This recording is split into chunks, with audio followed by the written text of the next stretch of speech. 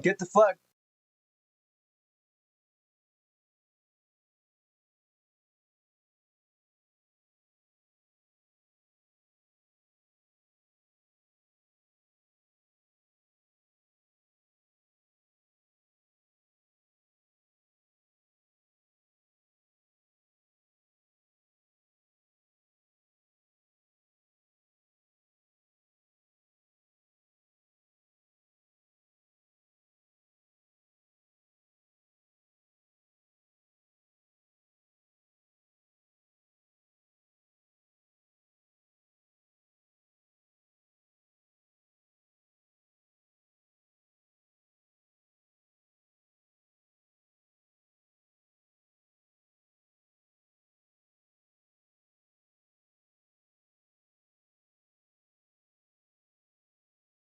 Good, good, good, good, good, good.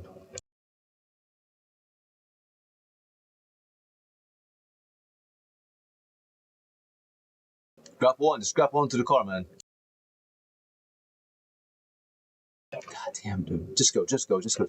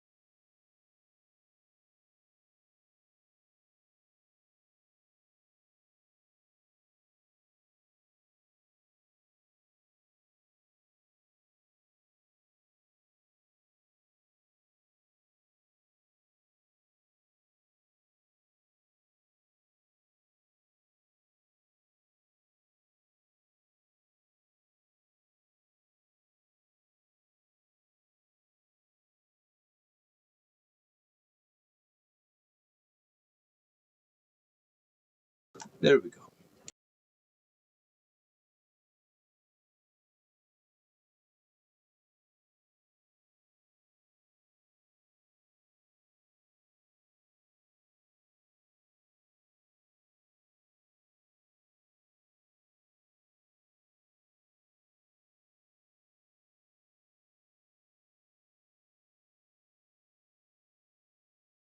Go, go, go.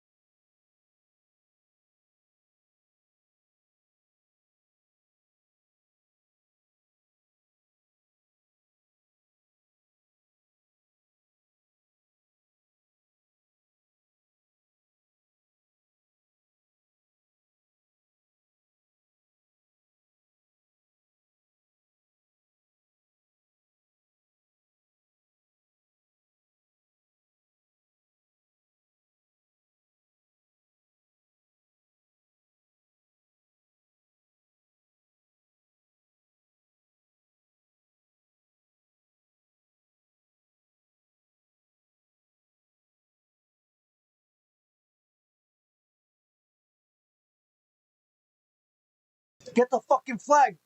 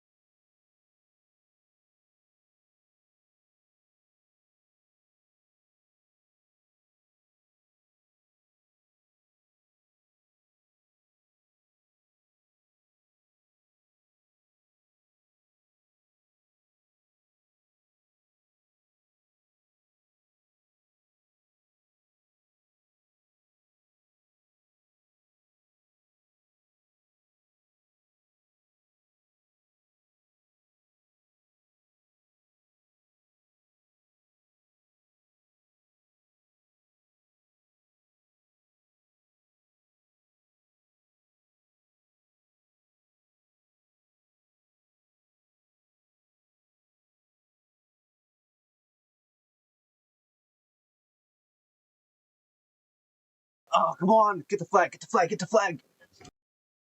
I saw you run back, you stupid fag.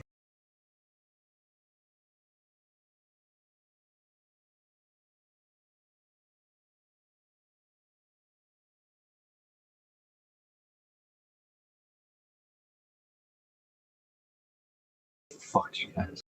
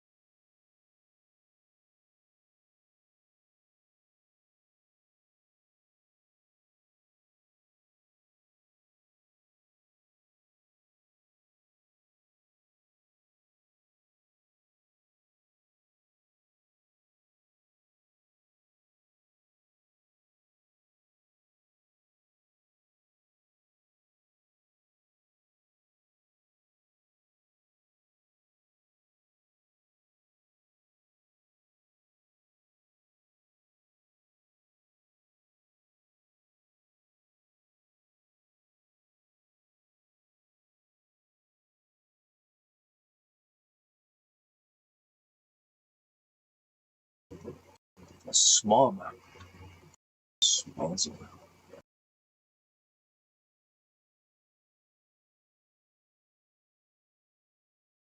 Close the stalker. Effect turn. Turn.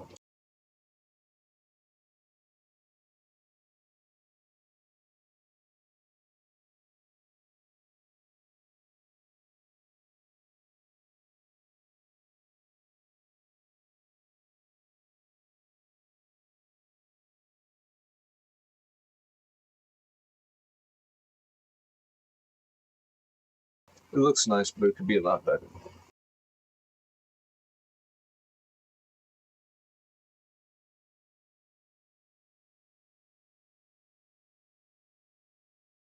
I forgot the grappling hook.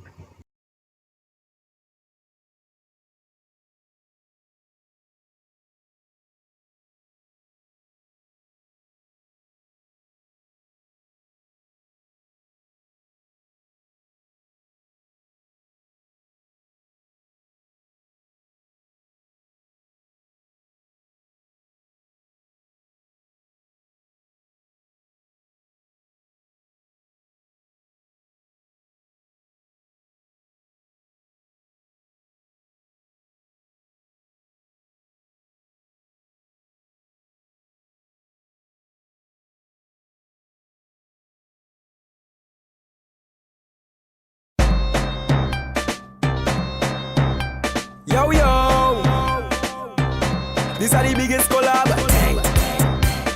Gang, gang, gang, gang. Boom! When we touch down, the whole place shell long. When we touch down, the whole place shell long. When we touch down, the whole place shell long. When we touch down, the whole place shell long. When you see we Juve morning, all we do is chip. Behind the truck Juve morning, we black and we green, see. All a girl inside a band, make she bend and stick, she. Job like we don't give a damn, we mad and we sick. Juve money ringing bell, moving like we come from hell. We under a jab spell, so we playing jab until we dead. Jab away junk like fish, and you know any effect we dey in it. When you see we Juve morning, just give us a fish to it. all a girl, give she walk behind the truck. Baby girl, no waste no time. Back it up on me one time now. One by one, just fall in line. Let the jab take a wine. Everybody afraid that we, cause you know we bad like that. Boom! When we touch down, the whole place shell long. When we touch down, the whole place shell long. When we touch down, the whole place shell long. When we touch down, the whole place shell long. When you see we Juve morning, all we do is chip. Behind the truck Juve morning, we black and we green, see. All a girl inside a band, make she bend and stick, she. Job like we don't give a damn, we mad and we sick. Job we no cater, see we on the newspaper, drinking under the counter, jamming girl on the speaker. Girl catch a fire like sulfur, body hot to throw water, pull on the job temperature. Roman girl is weak culture, job we no business. Roman girl is we weakness. Keeping it to some selfish. Watch the bumper roll, I want eat it. I got no behavior when I'm under the job fever. Hold a girl kick come and just walk us outside, man, we got plenty flavor. When we touch down, the whole place shell long. When we touch down, the whole place shell long. When we touch down, the whole place shell long. When we touch down, the whole place shell long. When you see we Juve morning, all we do is chip. Behind the truck Juve morning, we black and we green, see. All a girl inside a band, make she bend and stick, she. Job like we don't give a damn, we mad and we sick. Wait up for me, cause I have a job jumbe. You can't stop a belly out like way. You can't out when a girl like way. Take a picture, take out a pose behind the truck 630 where you know it's carnival time, so we getting on road. I grab up a chain and drag it on the road, and I hold a girl on the corner, and I burst her up like Hunter. Say she want a man to walk her, when it Trojan maximum slammer. So I hold a girl on the corner, and I burst her up like Hunter. Say she want a man to walk her, when it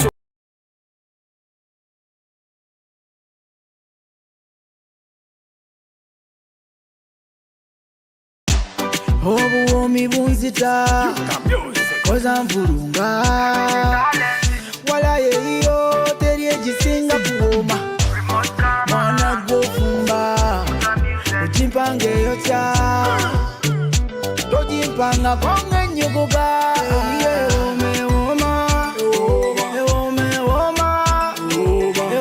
ewooma teri egisinga kuwooma mukwano gy'ofumbye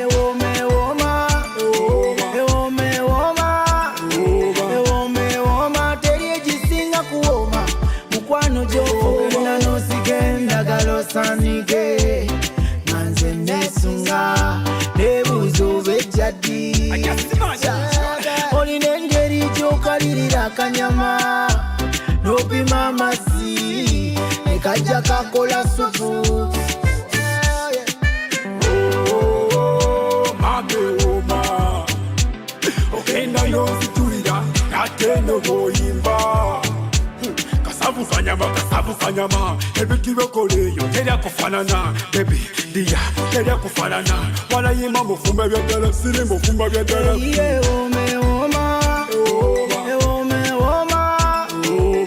ewooma teri egisinga kuwooma mukwano gy'ofumbye ewooma teri egisinga kuwooma mukwano gy'ofumbye mukyalo nga ninafumba erimu akawoowo eyanzijamu amalo alina engeri gyakwatamu omulawo ng'agoya akawu mama nenfa lofumbye ekinyeebwa nyumirwa kirya nesowani n'enkomba ani yakuyigiriza ofumba singa yatereza nanyweza emizimulaka chemical olina byokola yekanika yabadde fula magical you're one of a kind girl mameoma ogenda n'ozitulira ate noboyimba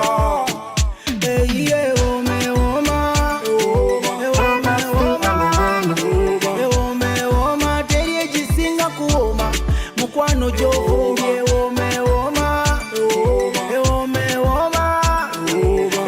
ewooma teri egisinga kuwooma mukwano gy'ofumbye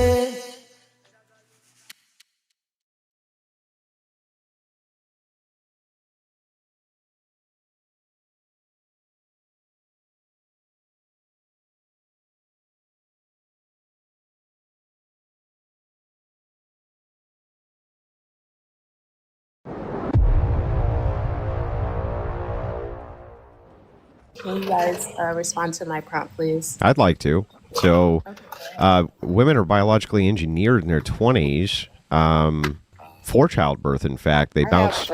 Hang on. They bounce back. They bounce back very quickly. They don't bounce back as quick in their 30s, and definitely not in their early 40s. They have significant struggles. In fact, Who says? Wait, guys, let's let him finish. yeah. So Wait, this is the guy from whatever podcast. So anyway, they definitely are biologically engineered to have children in their 20s, especially their early 20s. They seem to do best there. Okay. Go ahead, Mimi. Wait, is this Andrew from whatever? I don't have no Yes. idea. This is That's his voice. this is Rico, baby. So, Andrew, we love you. Whatever. You're a disgusting person. What did I do except engage in the prompt? Did I do something to you personally? Why are you upset immediately? Can I just engage in the prompt in a good faith discussion or not? Okay. So you're saying, Rico, that 20s or very fertile, and then it deteriorates as you get older? Is that? Well, no. There's two prongs to the argument. Attraction is designed around youth, and the reason attraction is designed around youth is because it's maximized fertility. It's maximized fertility because women's bodies are the most resilient to childbirth in their early 20s, and up to their late 20s, about 28, and then it begins to rapidly deteriorate, and so does the attraction level between men and women. So 20s, you're very fertile, and then it deteriorates. Stop Correct. muting me. The host Actually, is at 18, you're very fertile. That's true too. I agree. Hang on a second. So, do you know the host when is females acquire eggs? Do you know the age of when? Well, it can be very young. Do you know when females acquire eggs in their body? You mean, are you talking about puberty or something different? I'm saying, when do females acquire eggs? I don't know when. When do they acquire them? Anyone want to answer that one? I want to say around 14 to 16. Yeah, so around puberty. Yes, okay, that makes sense to me. So women are born with their eggs. What do you mean? Yes, females are born. Yeah, but so what? They're not. What? I don't. Hang on, help me out here. Hang on How What does this have to do with my point, though?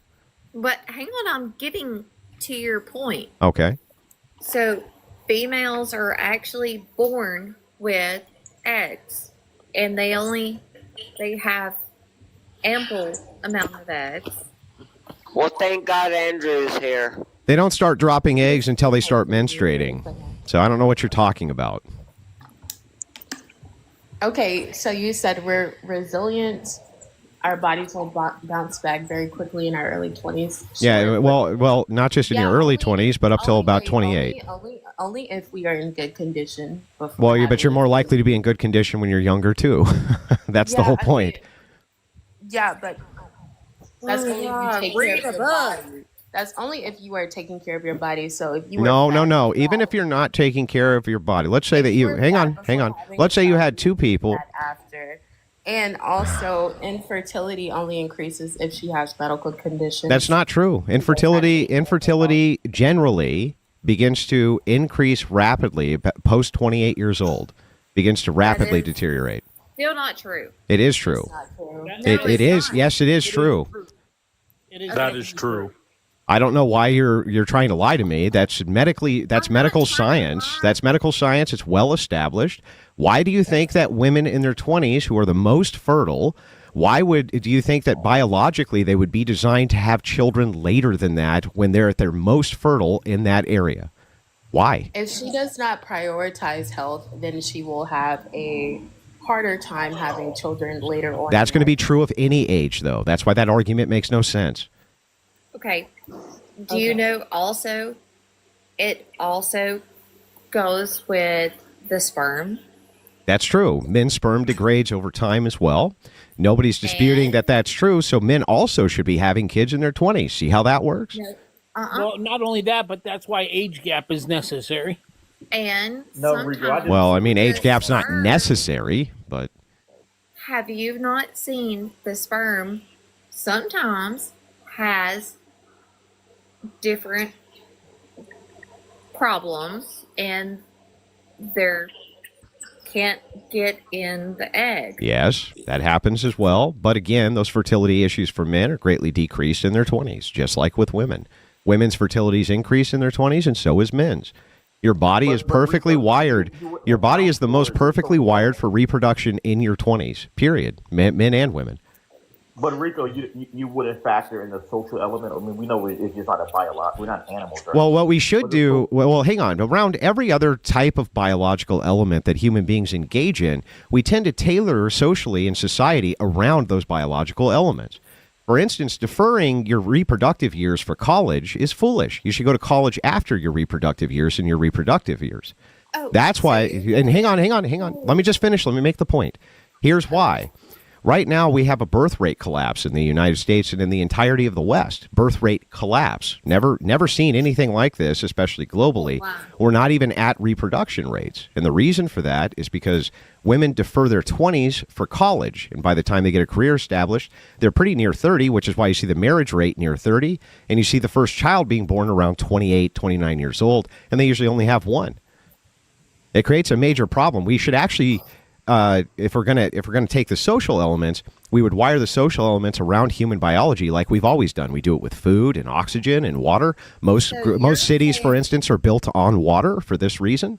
So I don't even understand. But the problem is that today's society of women, they're not mentally equipped to handle, like I mentioned earlier, they're not mentally equipped to handle children. So the women of old could handle 5 to 10, 15 children in a 2-3 bedroom house max, very small dwelling. These women today cannot handle that. They're equipped. Here's the thing. They're equipped to handle them fine. You infantilize them. Let you finish. Okay, that's fair. Sorry. Go ahead. We'll let you finish. Yeah, that's fair. Go ahead.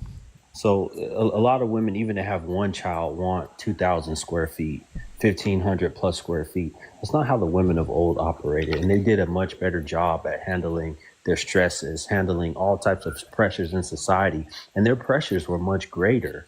These women today have way less pressure, way less stress, I would argue, but they just can't handle it. They can't deal with life. They can't deal with their jobs. They can't deal with anything that's going on in the world. They're constantly stressed, but they're all over social media, and they cry about this stuff all the time, every day. So they're just not equipped to handle children. Yeah, but what I think you're doing there is you're infantilizing women and giving them a way out of responsibility. The truth is that what's actually going on is that if they can defer, they've been sold this kind of great lie that they can defer childbirth to any age, not realizing that there's tons and tons of tales and science, which backs this, of women who get into their 30s and begin having significant trouble with reproduction when they wouldn't have in their 20s.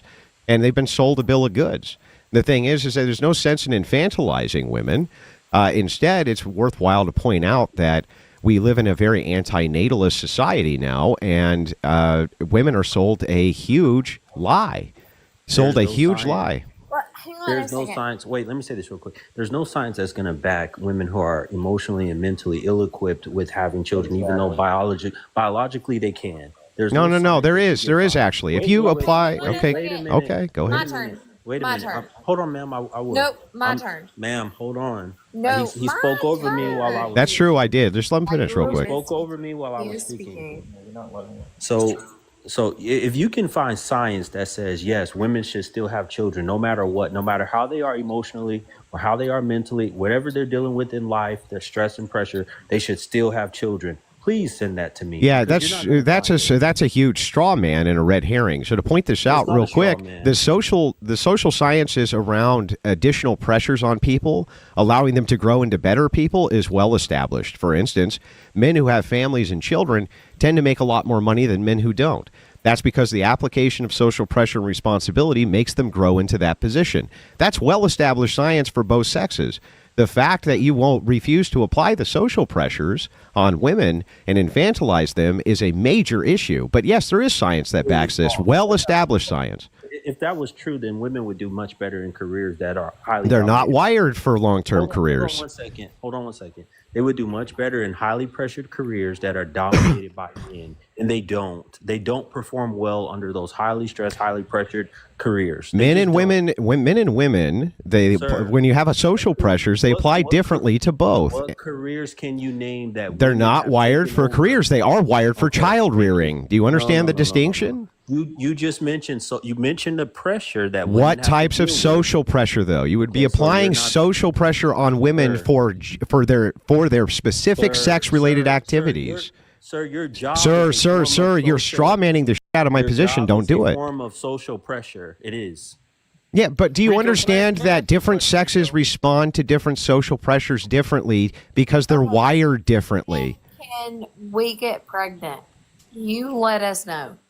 Can what? I mean, you all have it figured out, so when can women get pregnant? It's not a matter of when they can. We're talking about optimals in society. Let me say this: he doesn't have it figured out because even Caucasian women are no longer. Hold on one second. Even Caucasian women are no longer listening to their men. They're not listening to men like this. They're doing it their own way, just like all the rest of the women.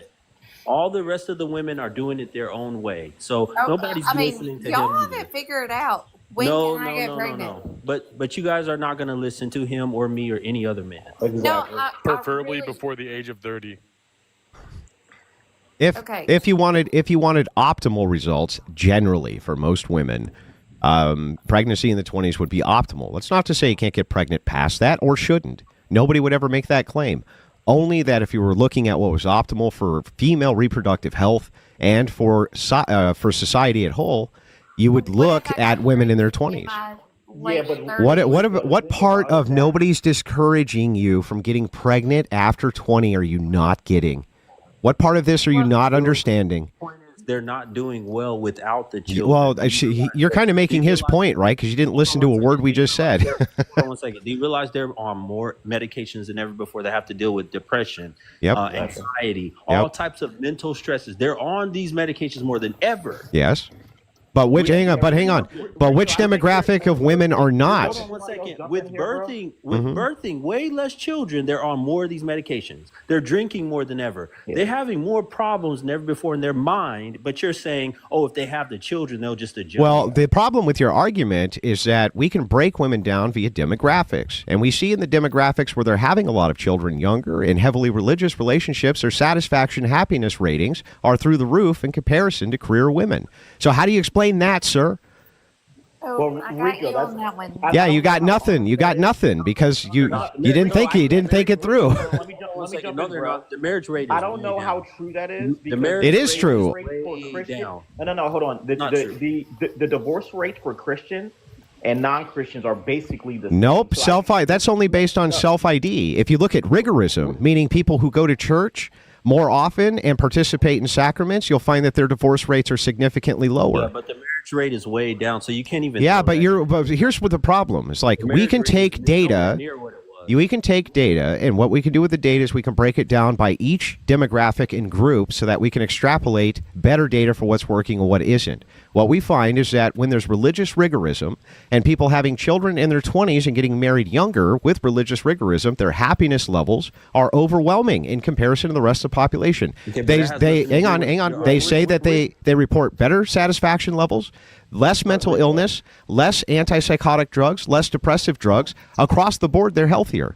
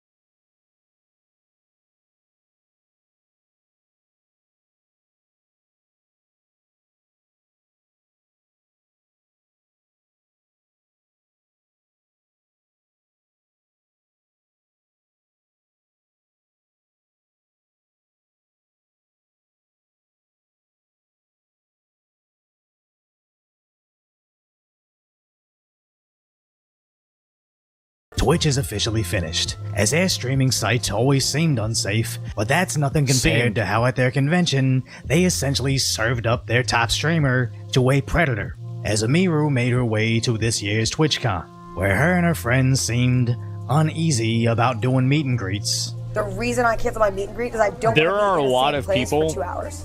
a lot of people that felt this way. Because of people being The weird. situations. Okay. And then I'm under contract with them, so I can't cancel one and not cancel the other. Interesting. Oh. So I'm sorry, I kept my meet and Emmy. greet 'cause Yeah. I wanted to keep my show. Surely it'll be I'm fine. sorry, Emmy. I'm sure everyone will be nice. But they won't, as while signing something, this disgusting individual is able to walk up and assault her. Yes. And keep in mind, the person who pushed him away was her private security. That's crazy, holy. As he then appears to Yeah. just casually escape. It's terrifying to know how exposed you He truly did casually escape. That's what happened.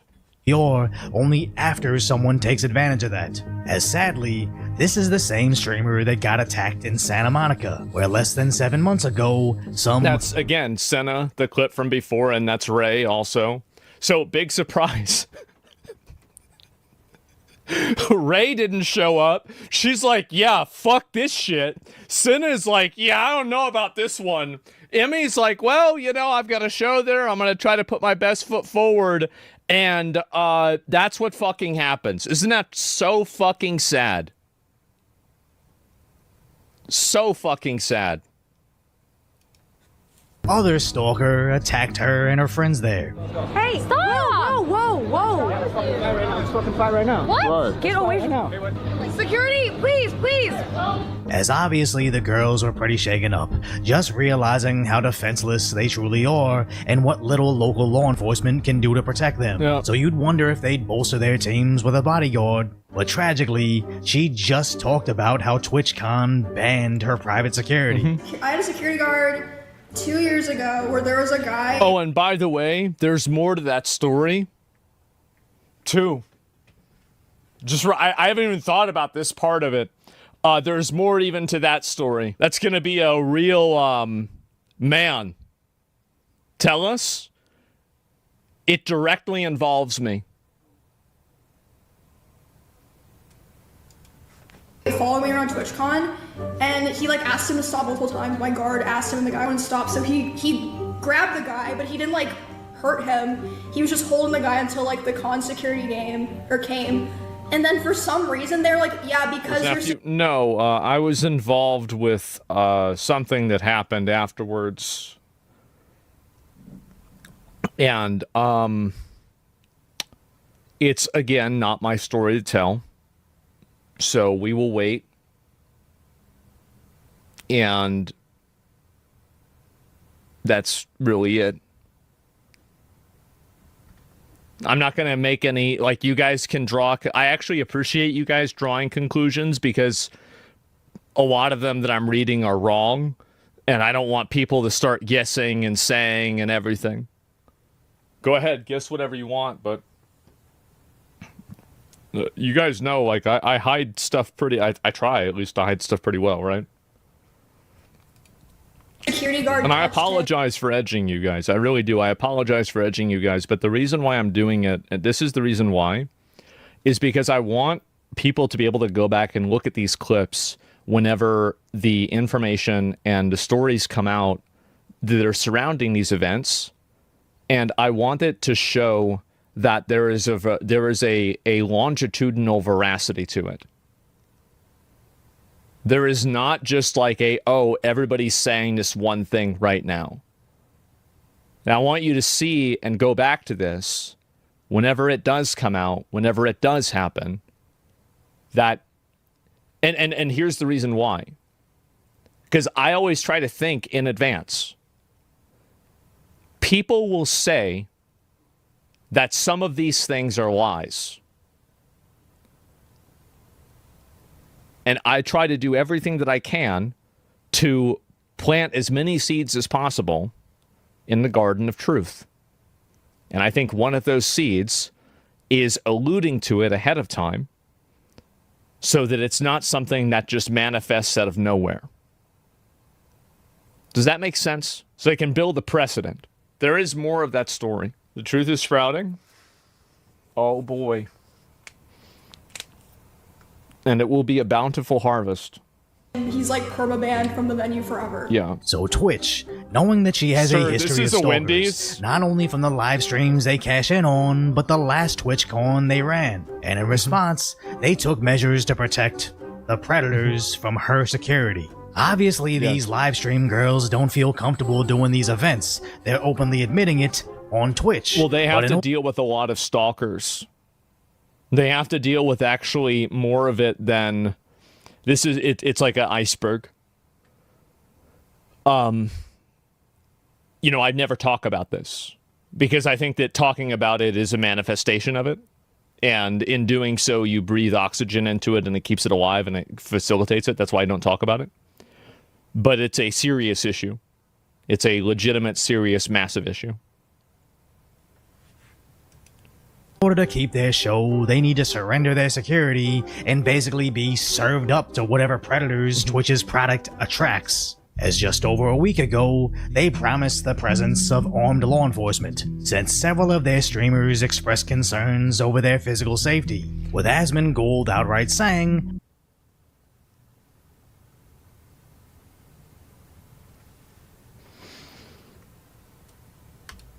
"Women should not attend this event," where Tectone pointed out, if they can't even moderate their own website, how are they going to moderate real life? You can't even figure out how to ban people that are threatening to kill streamers.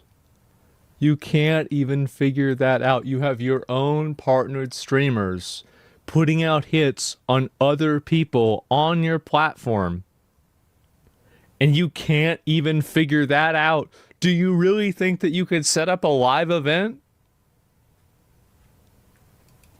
Even I thought about going to TwitchCon this year, but after hearing Asmongold, Tectone, and even Hassan were worried about being assaulted... And y'all remember I defended Hassan. I did. Everybody said Hassan was overreacting. He wasn't. He was being reasonable. And he made a good decision. That's why I supported him. It was smart for him to do that. There are things that I know that are not public. It was a smart decision for him to make. And keep in mind, these are all 6'3" plus large individuals. Yes. I figured they know more about it than me, so I stayed home too. As Twitch claimed, they'd keep you safe, saying they have world-class teams protecting attendees, partnering with San Diego PD and other law enforcement agencies. But somehow all Amiru got were these two completely useless... No, wait a second. Let me stop you right there. He doesn't know this. How would he know this? Both of these people are not employees at TwitchCon as far as I know. This is her own private security guard. I'm not sure. I won't say the name. I'm not sure that this is her man. Does she? Who's what do you call it? Who's Amaru's manager? Does she say her name? That's her manager. Yeah. It's Melissa. Okay. All right. People do know that. Yeah, Melissa. That's Melissa, and that's her private security guard. So the only people that actually came out to deal with this were people that were not staff at TwitchCon. Individuals, only able to get there after the attack as they were positioned a whole way away, letting her attacker easily escape.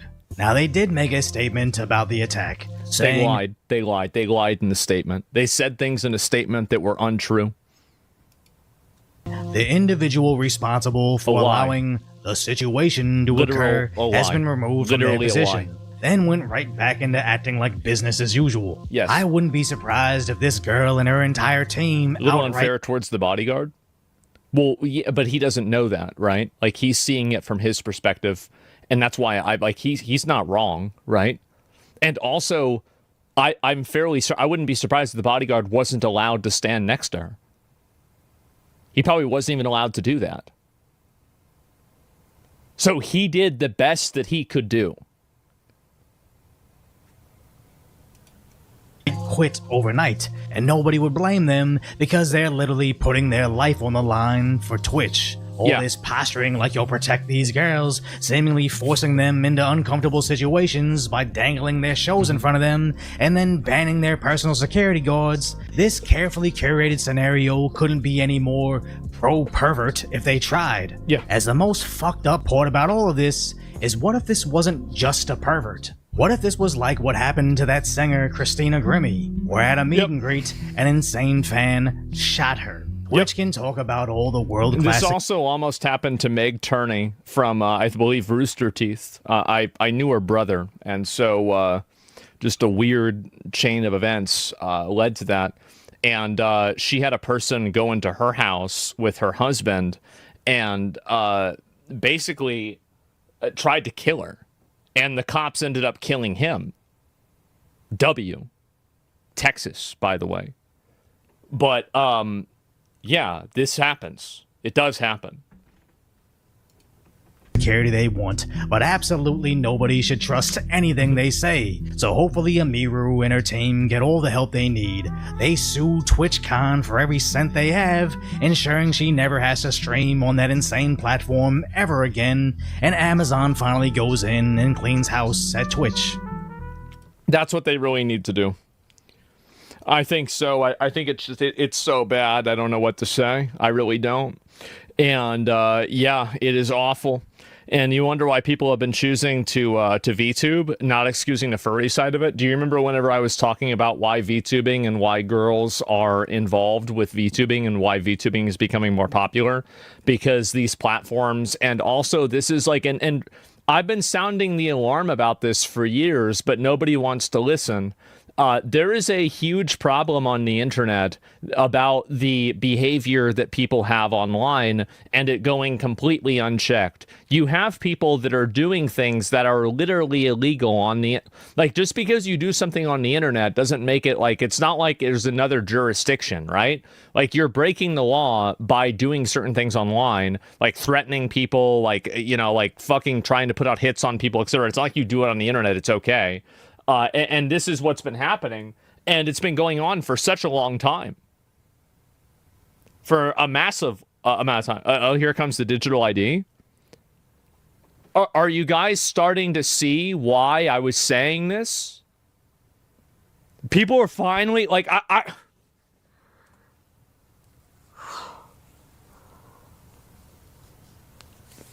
so what do you think should be done?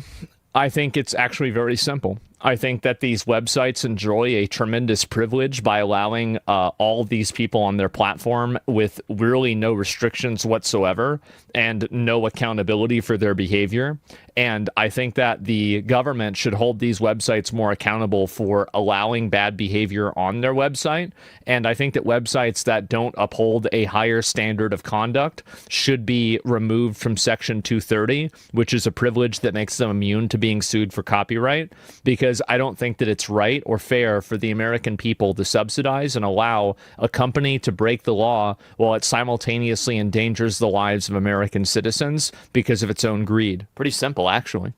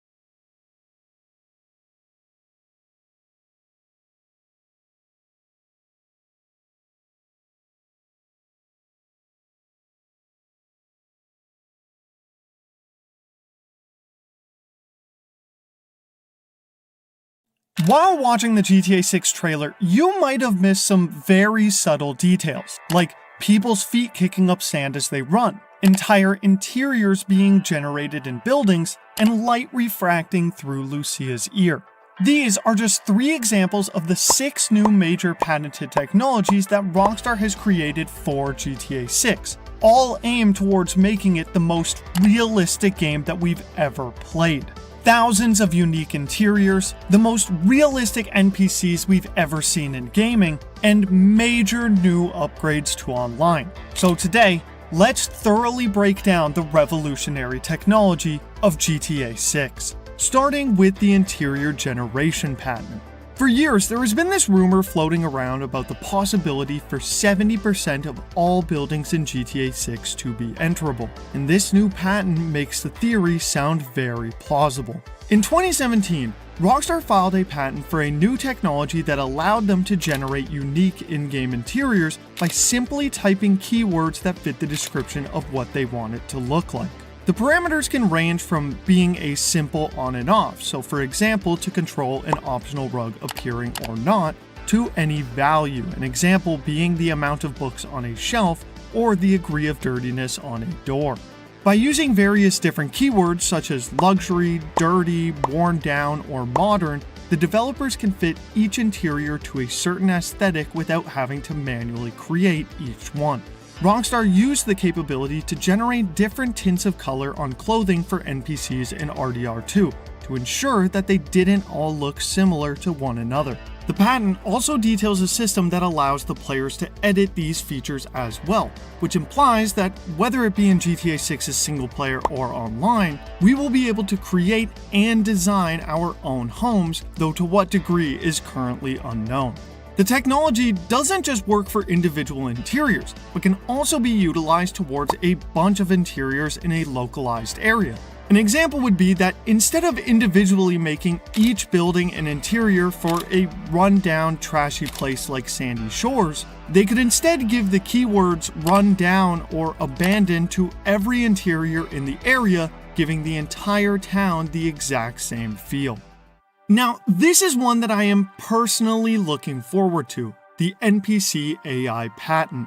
NPCs in GTA 5, while advanced for the time, are pretty straightforward. They follow a set path, don't interact with the environment at all, and have a hard time dealing with adverse situations, especially while driving. Even in RDR2, NPCs only had the ability to react to situations happening within their close proximity, and their reactions to such situations were very limited. However, Rockstar fixed this issue with their new NPC AI model. This new technology now means that NPCs can consider factors like traffic, as well as account for changing lanes when parking cars, anticipating a road exit, and weather conditions. The technology also allows for more NPC-controlled cars in a single area, making driving in places like Vice City more realistic with a denser population of cars on the road. NPCs and vehicles can also plan accordingly in case there is any type of road blockage, and this also applies to cop cars as well, so gone are the days of swerving out of the way at the last minute in order to mess up the cops. But hey, if this better pathing gets NPCs to stop turning into me while I'm headed down the road at Mach 5, resulting in me deleting that NPC from existence, I'm all for it. Now we need to discuss arguably the most important technology that Rockstar could create when it comes to making a realistic game world like GTA, the animation system patent. In previous Rockstar games, each of the characters, especially NPCs, only had a select few animations that would trigger for certain conditions. They could walk down the street, climb a flight of stairs, run away from gunfire, basic movement like that. Each of these different animations had to be individually created by Rockstar's animation team, and even worse is each set of animations had their own separate movement tree from one another. But this patent created in 2023 made it so that instead of creating a different animation for each individual situation, the technology will instead use a collection of building blocks within the character model to accurately create diverse animations. Whether the NPC is tired, walking in the rain, or eating something, for example, the building blocks can now easily portray each movement in a very unique way. In fact, we've actually seen an example of this technology already in the 2022 leaks.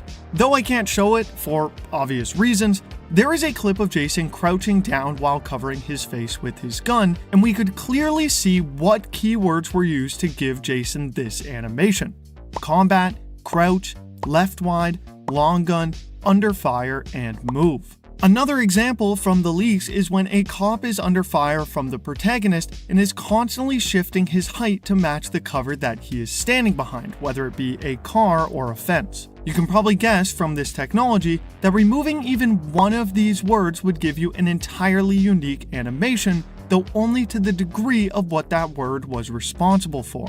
It could be very likely that RDR2 used technology similar to this, but it will undoubtedly be the first instance we've seen of it in a GTA game. So to summarize this patent in a way that we can all imagine, is that this technology will make it so that each movement from every character, whether NPCs or our protagonist, will be unique in their own way depending on different factors of the scene. And mix these diverse animations with the interior generation patent that could be used on characters' clothing like we saw in RDR2, means that no two characters will ever be the exact same, adding a level of realism not seen in any other game. And while we're on the topic of character animations, Take-Two also acquired Zynga at the end of 2023, which is the company who owns the Euphoria and natural motion physics that we originally saw in GTA 4 and then again in RDR2. So now they have the rights to develop it as much as they want, meaning the movements will be even better than what we've already seen.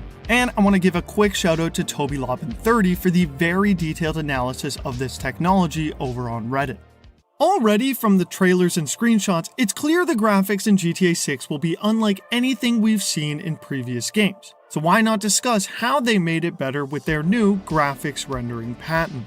While RDR2 was already ahead of its time in terms of graphics, scenery, and the overall ambient feeling of living in a 1910s old western, GTA 6 will be leaps and bounds more immersive based on what we've learned about this technology. And there are four main parts to this patent that we will explain individually: dynamic terrain system, ambient occlusion, global illumination, and material tinting. The dynamic terrain system is exactly what it sounds like: a dynamic terrain, meaning that elements of the map can be destroyed, changed, or altered based on specific interactions. Easiest way to describe it is actually by showing an example of it we've seen in the trailers. In the beach scene from trailer 1, you can not only see footprints from people walking in the sand, but slowed down, you can also notice that their feet are kicking up sand as they walk, and this is the dynamic terrain at work. There are a few other examples, like craters forming in the ground from explosions, vehicle tracks being left in the sand or mud, and trampled paths in the grass where animals have walked through. The ambient occlusion technology has to do with how light and shading reacts within rooms, buildings, and all over the map in order to create realistic shadows, contrast, and depth perception. With darkened corners, natural light leaking from shadows, and objects casting soft, realistic shadows, rooms in GTA 6 will feel way more atmospheric. Examples might be something like an abandoned warehouse that could have broken beams with shafts of light shadowing in certain areas to show how run down it is. Global illumination, on the other hand, is a rendering technique that models how light is bounced off of one surface onto another to give a more realistic lighting without needing full ray tracing. It sounds confusing, but the TLDR is that using what's known as a bounce map, it can create more accurate lighting by simulating realistic light reflection off of surfaces.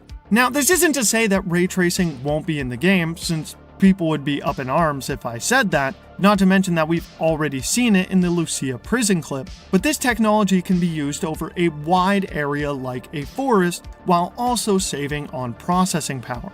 And material tinting is a system that can dynamically change the appearance of objects, whether it be color, the wetness, reflectiveness, etc. This is a more upgraded version of what we talked about with interior generation usage in RDR2 with the different colored clothes. But now this could be used for vehicles as well, to have mud cover the car and then have rain clean it off in a very realistic way. Everything that we've talked about so far is the technology that is referring to GTA 6 overall, but let's quickly talk about something that a lot of people will be hyped to hear if they love online: the session management patent. Managing the amount of players in an online lobby has always been a challenge for developers. It's simple math. More players equals more processing power, which equals more problems.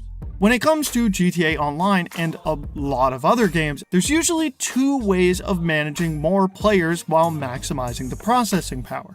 A, lowering the player count, or B, lowering the detail and graphics of the map. GTA Online has seen both of these fixes in the past. On the PS3 and 360, they could only allow 16 people in a session on top of deleting a lot of details from the world.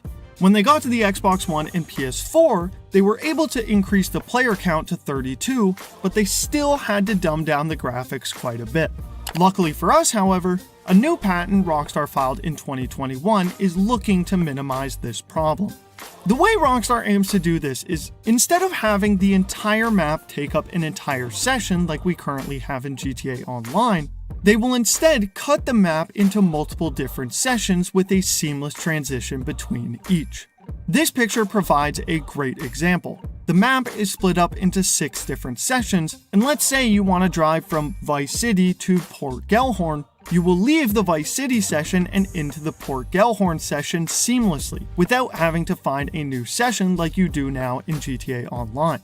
This technology was already used in Red Dead Online, and it works great. The only problem with this is that it confirms that peer-to-peer connection will be returning, which could pose another major modding problem with the PC version. However, Rockstar might have a fix for that as well. If you've ever played GTA Online on PC before, you know that there has always been a modding problem. While Rockstar did implement BattlEye at the end of 2024, it was a little too late after over a decade of players having experiences ruined by modders. And although people will still be worried about hearing that GTA 6 Online is peer-to-peer, which can give modders access to your IP address, with a new patent filed in late 2019, Rockstar plans to end modding in GTA 6 by taking a few promising measures, all detailed in what is known as the anti-cheat patent. In past games, Rockstar would combat people being able to mod certain values like money or health by encrypting the variable files so modders couldn't easily find them. But this was a tricky system for Rockstar since they needed to encrypt every single file so the files wouldn't be highlighted for modders. However, once modders did eventually find the file, they would decrypt it and add it to their mod menus, forcing Rockstar into having to go in and re-encrypt it and change its location manually.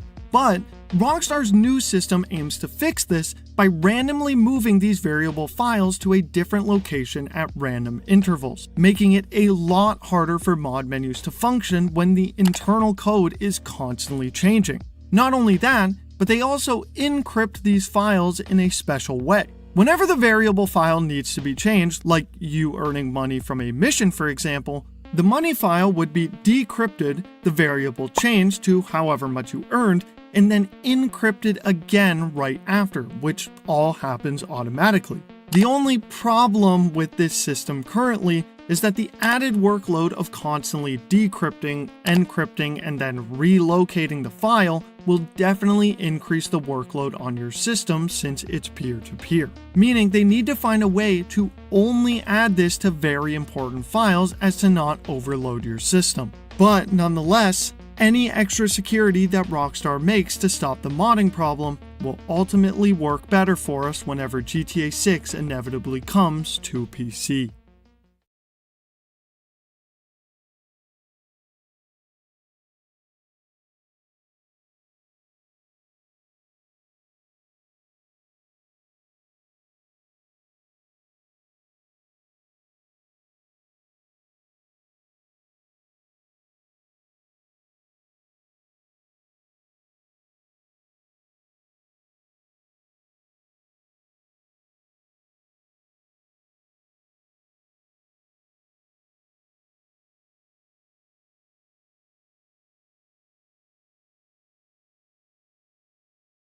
Hello, guys and gals, me Mutahar, and back in the day, Halo 3 probably has the title of the most hyped game that I've ever seen. Back in 2008, I'll tell you right now, even if you had an Xbox 360 or you didn't, everyone instantly recognized what this character was. Everyone knew Master Chief. Everyone walked by a GameStop that had a Halo 3 mural next to it. There are people to this day that are still walking by GameStops with actual Master Chief murals next to it.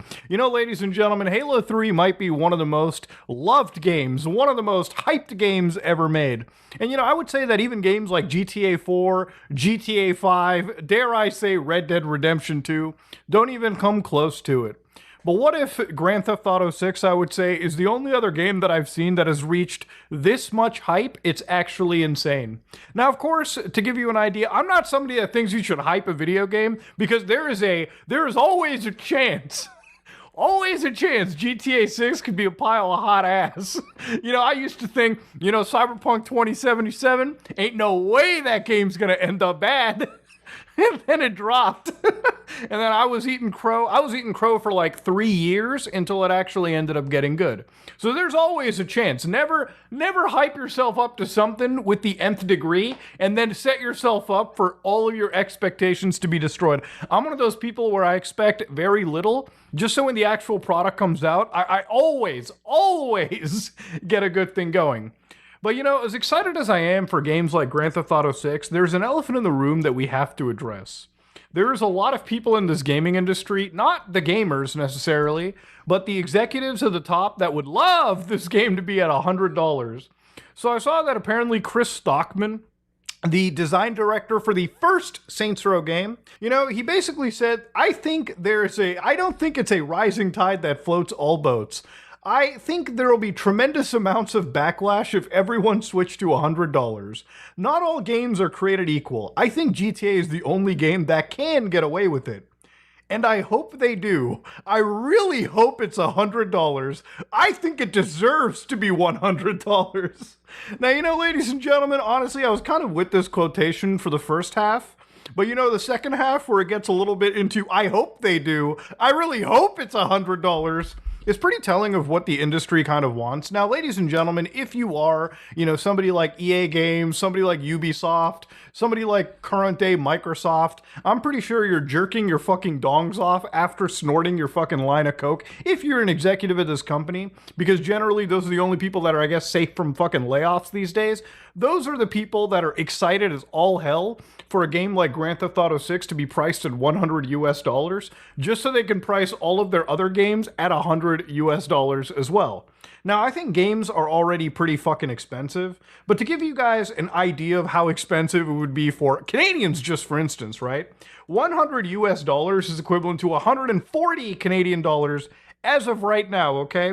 Economy is pretty rough these days, but if you add in sales tax, like where I live in the province of Ontario, if you add in a sales tax to it, the 8, 5, and 13%, you're looking at $158 motherfucking dollars for a brand new game. Now, I was reading somewhere that apparently, I think it's somewhere the average gamer buys 2 games every year, and then that's about it. And this is, by the way, one of the most impressive years for gaming. Let's not even pretend. I'm actually I'm wondering if you're a game developer or a publisher, you're probably so happy GTA 6 got delayed to 2026, because this year alone we had games like Expedition 33, we had games like Kingdom Come Deliverance 2.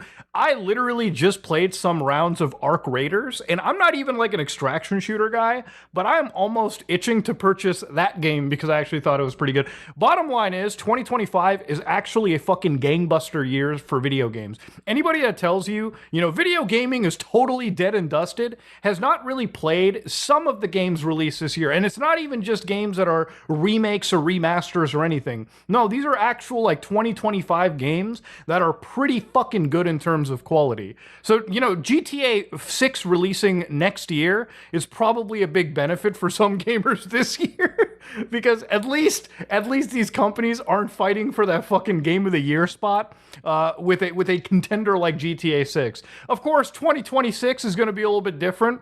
I'm even somebody that thinks GTA 6 is probably going to get delayed one more time to September to be completely honest with you. Like, I'm already mentally prepared. Like, to be real with you, I don't think this game is going to drop May. There's like a 50-50 chance, in my opinion. I think it might be even like September, maybe even October, maybe even November, okay? Because honestly, I've mentally prepared myself so that if a delay happens, I'm not going to be so shocked. Literally, when the delay happened this year, you know, I wasn't even that shocked because I already mentally prepped myself. Imagine a Grand Theft Auto game. Imagine a Rockstar game getting delayed, right?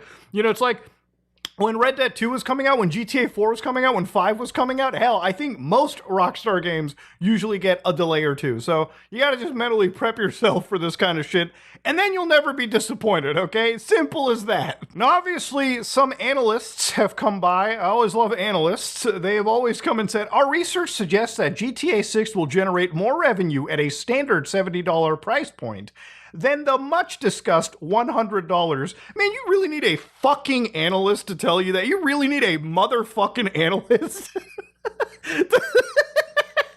to tell you that a game is going to make more money if they price it at a lower price so more people can jump in. Bro, I swear to God, it might be the easiest industry to come in and start fucking consulting for. God damn, no shit. You know, if GTA 6 was priced at $20, more people would be rushing in to fucking buy it. You know, if Grand Theft Auto Online 2 was free to play, it would have like 10 times the player base that it's going to actually have.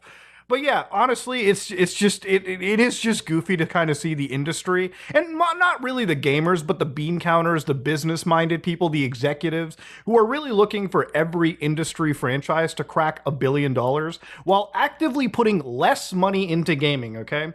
I was literally reading the amount of artificial intelligence that I guess EA is reported to be looking into to flood into their video games.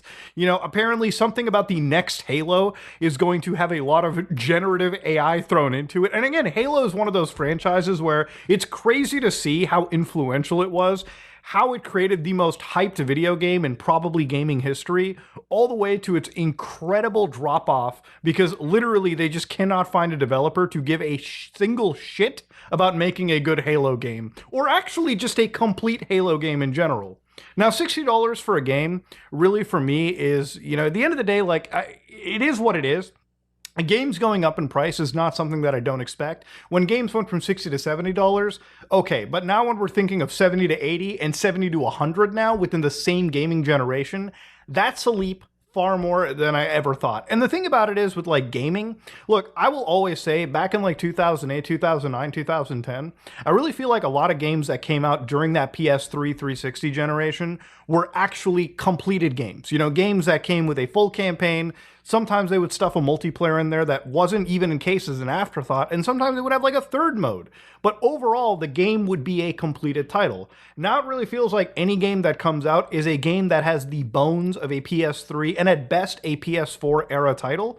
But generally, when you purchase a video game, you're always buying something that usually is a first impression of a video game, and then they want to add in like the DLCs. And it's even worse when you buy like a live service era video game for like $60, that the moment you put in and fire up in your system, immediately they're assaulting you with the store options, the battle passes. It's like the amount of monetization in video games has basically quadrupled in literally one generation. You know, we went from like horse armor in like, you know, Elder Scrolls Oblivion, and then we went to like bacon camouflage in Black Ops 2 to like the most monetized fucking storefronts. You will not find a live service game, paid or free, that isn't filled with at least 2 or 3 other currencies, battle passes, and subscription services on top of it. It almost feels like these guys want you to pay the $60 and then also pay $60 a year through multiple different financial sources just for these games to crack an insane amount of earnings that really isn't normal at the end of the day. All at the same time, crapping and shuttering down studios and getting rid of the people making these games at the same time. You know, if anybody talks about like a gaming crash, it literally is just that. And the gaming crash, I think, is usually just relegated to those quadruple A, triple A gaming services. Because even with that all said, and this tangent aside, there's still so much indie stuff that's out there that is worth the cost of admission, and a substantially lower cost of admission too. You know, GTA 6 is not a game that I would feel comfortable paying $100 for. On where I live, what, like $150 Canadian for? But and I don't think Rockstar is really going to do that. But that being said, ultimately speaking, I don't think any game is really worth the 100 USD mark at this moment in time. The only reason GTA 6 is kind of hyped up by these guys is because Rockstar has put in a metric shit ton of effort to make this game look the way that it is. You know, the other day I was looking at people just sharing information around, like looking at the watch of like one of the main characters, like Jason, and it's showing like a time period. People were assuming this is when trailer 3 drops. I'm almost thinking Rockstar is so goddamn autistic with their game details that this might actually be reflecting the current time in the game itself, and it actually changes on the watch model. Even though you'll never see it, it just does that. This is a game where like people are looking at these stripper poles in Leonida, in Vice City, and looking at fingerprints all over the goddamn stripper pole.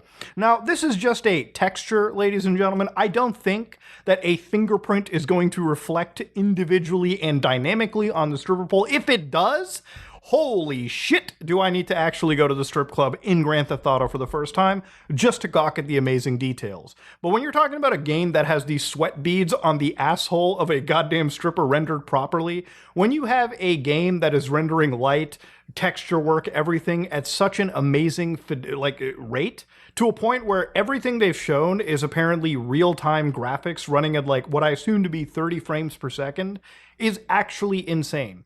You know, if you look at the pedigree of GTA, for instance, right, Grand Theft Auto really started from a franchise where ultimately it started off as a bug. You know, game testers were playing Grand Theft Auto 1, which was supposed to be a racing game. Turns out cops were just chasing the player, and they were like, hold on, this is a great idea. Let's make Grand Theft Auto.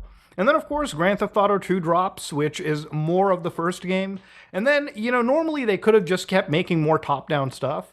But I really think back in the day, and you have to understand why Grand Theft Auto is as impactful as it is, GTA 3, the next mainline entry, went not only 3D, but had like a day-night cycle, had like a full immersive storyline. For the time, obviously, a massive open world. For the time, obviously. It really was one of those games where like your buddies would come over, play on your PlayStation 2. You wouldn't even need to do a mission. You just handed the controller off with the boys while fighting law enforcement for maximum 10 minutes at a time. And then Vice City was more of that, okay? It was an 80s-oriented GTA 3. San Andreas, the first time where they were like, all right, instead of one city, let's make 3 cities. You know, the technical achievements that Rockstar was doing on a system that was the weakest system of its generation was mind-blowing to see. But it really wasn't until, like, I would say GTA 4 that I think Grand Theft Auto became this graphical powerhouse. When they started to switch to the Rage engine, they had one of the best physics systems imaginable, like a physics system that still comes light years beyond what we see today with Euphoria physics. A rendering of Liberty City, supposed to be New York City, that was so close to the actual original for 2008 that, again, it completely decimated any other open world game around that time. And then, of course, GTA 5 drops, which is more of, you know, what made GTA 4 great, a very, very authentic recreation of Los Angeles, again, bundled with a pretty interesting storyline, 3-character system. It was a technical achievement for its time. And, you know, look, there are franchises like Pokemon, for instance, where, again, you know, individuals look at this and think, yeah, it's pretty good. And for most Pokemon fans who buy this shit, I'm sure they think it's great. Maybe mechanically it's awesome. But Rockstar fans, Grand Theft Auto players, I think always expect some crazy generational leap of gaming. You know, everyone always is like wondering, is GTA 6 going to be even good, right? When ultimately Rockstar has kind of proven themselves with like other franchises, like in the time span we've had 3 releases of GTA 5, we had Rockstar bringing out Red Dead Redemption 2. Looking at the actual technical prowess, right? It's crazy to think we went from a PS3 era title, which I think still to some extent holds up today, to a PS4 era title that it's easily could probably match with games released right now this year. And then, of course, you've got Grand Theft Auto 6, which is, again, visually one of the most fucking amazing looking games that is yet to come. Now, again, I'm not hyping this up to the nth degree, but yeah, this is where I guess a lot of these executives are like, man, if any game is going to come up with a $100 price tag, it's probably the one that actually has the most effort put into it for this generation. This generation of gaming, in my opinion, has been kind of a wash. I really don't care much for the PS5 generation. I think every generation has been awesome, okay? 1, 2, PS3, and again, I'm dating my consoles by PlayStation because that's where I kind of grew up. but equate it to whatever, right? Xbox, Nintendo, PlayStation 4, pretty decent generation. PlayStation 5, it really just feels like most of the games that I'm playing now could have probably released on the PlayStation 4. Nothing has been so technically impressive that I could see it actually coming out on the PS5 and using these systems for what they are. This seems to be the only game fucking doing it. And it's to a point where, again, I actively follow things like the mapping project where, again, for me, what I'm excited for mostly about this game is not just the graphics, but mostly to explore what could be one of the largest cities, right? One city where, again, I want to experience things like police chases. I want to see how the AI operates. I want to see the amount of technical changes to this game that makes it look generationally apart from its other contemporaries. Every other open world game that I've kind of seen follows a framework that Rockstar has really laid down and allowed people to follow. But it really is them that sets the trend, so to speak, or sets the next evolution in how the rendering and how these games are supposed to function. Remember, GTA is not just a game where I feel that you have to run around and like fucking shoot people and blow up cars and get into cop chases. It really is a very interesting rendition and a simulation of a fucking city and how that city responds to you when you act in the most grotesque ways. That is the shit that I'm most excited to see. If you could just believe me when I say the first thing that I want to see in this game is how law enforcement chases you, okay? I want to see how a high-speed chase works. That's where I get down to. But yeah, $100 for a video game, ladies and gentlemen. I really hope that Rockstar doesn't normalize this, and I actually don't think that they will make their game $100, to be real with you. I think that whoever is running Take-Two realizes that gamers are very easy to piss off. And even though that I'm sure that at the end of the day, people will still buy a Grand Theft Auto game that is priced at $100, I think hopefully Rockstar will not cave to the industry, cave to a lot of their like fucking, other similar AAA gaming publishers that truly want their slop to be valued at, the game that everyone is, I think, reasonably hyped for because, again, the reason why GTA 6 is a hype building game is because it does look substantially different. It takes me back to GTA 4, where again, when I looked at GTA 4 compared to even Saints Row, compared to any other open world game, it looked very different. Even games like GTA 5 looked like it was setting a trend going forward. But 6, I mean, this is really a magical game, to be honest with you. Like, the amount of hype that I've seen for this is taking me back to the days of Halo 3. And I just hope that hype doesn't enter Rockstar's head to the point where they think, yeah, pricing it at $100 is somehow normal. Because look, this game being $60, you know damn well it's probably going to break sales records for the entire industry within 24 hours of its launch. And let's not forget, as soon as GTA Online 2 drops, the cash cow that will make GTA Online 1 look like fucking nothing in comparison. And again, that's not something I'm super duper hyped for. That always is, I think, one of the key reasons that Rockstar isn't necessarily making single player content anymore. That's also one of the reasons why I think these games take so long to come out. But the other reason for that is obviously, I think, for a game like GTA 6 to drop in the state that it's in, it makes me already wonder what the hell they have to do for GTA 7 for it to make this game look infantile in comparison. But yeah, ladies and gentlemen, I kind of saw this today, and honestly, I wanted to talk about it because I really feel like the industry wants to normalize a $100 game when most games aren't even worth the $60 or $70 that they currently still are. Ladies and gentlemen, I am out.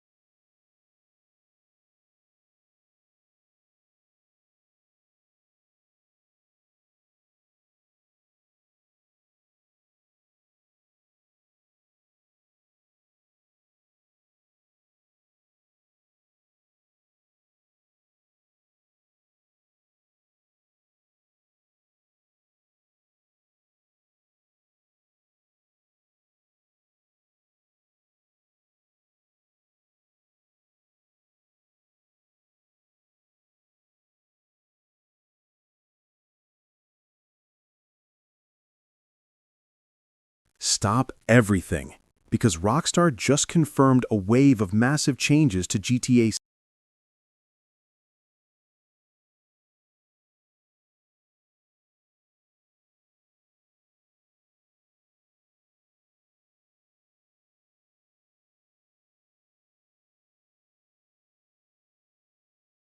Well, fellas, the time has come. We are officially less than a week away from Halo Judgment Day. Come with me if you want to live. Yes, that's right. In 6 days' time, as of this video going live, the next Halo game, the worst kept secret for Halo 1 Remake, is going to be getting announced at the Halo World Championships. And today, I want to do my final video before that announcement and talk about some of the leaks about it that happened recently, talk about my thoughts going into it, what I think we're going to see, and my overall feelings on this strange period of Halo that we're in right now, this kind of transitory period between the Infinite era and the Halo Studios era, because this is a pretty big time for Halo, and I have a lot of thoughts. So recently there have been quite a few leaks about this remake. Again, take these with a grain of salt because none of them are confirmed yet. We'll know for sure next week.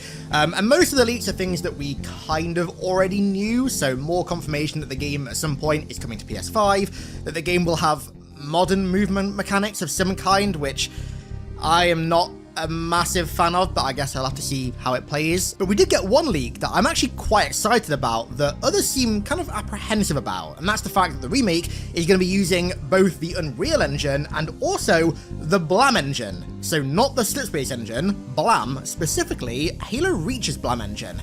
Now, a lot of people saw this and thought like, why are they not just using Unreal? Why are they going back to Blam again already? And I think what they're doing with this is the same thing that the studio Virtuos, who made the Oblivion remake, who actually it turns out are also working on the Halo 1 remake according to leaks. It's what they did with the Oblivion remake. So Oblivion runs in both the Creation Engine and also Unreal 5, and what I think is done is Unreal is used for the visuals and the graphics and the lighting and all that stuff, but the core feel of the game is still dictated by that original engine.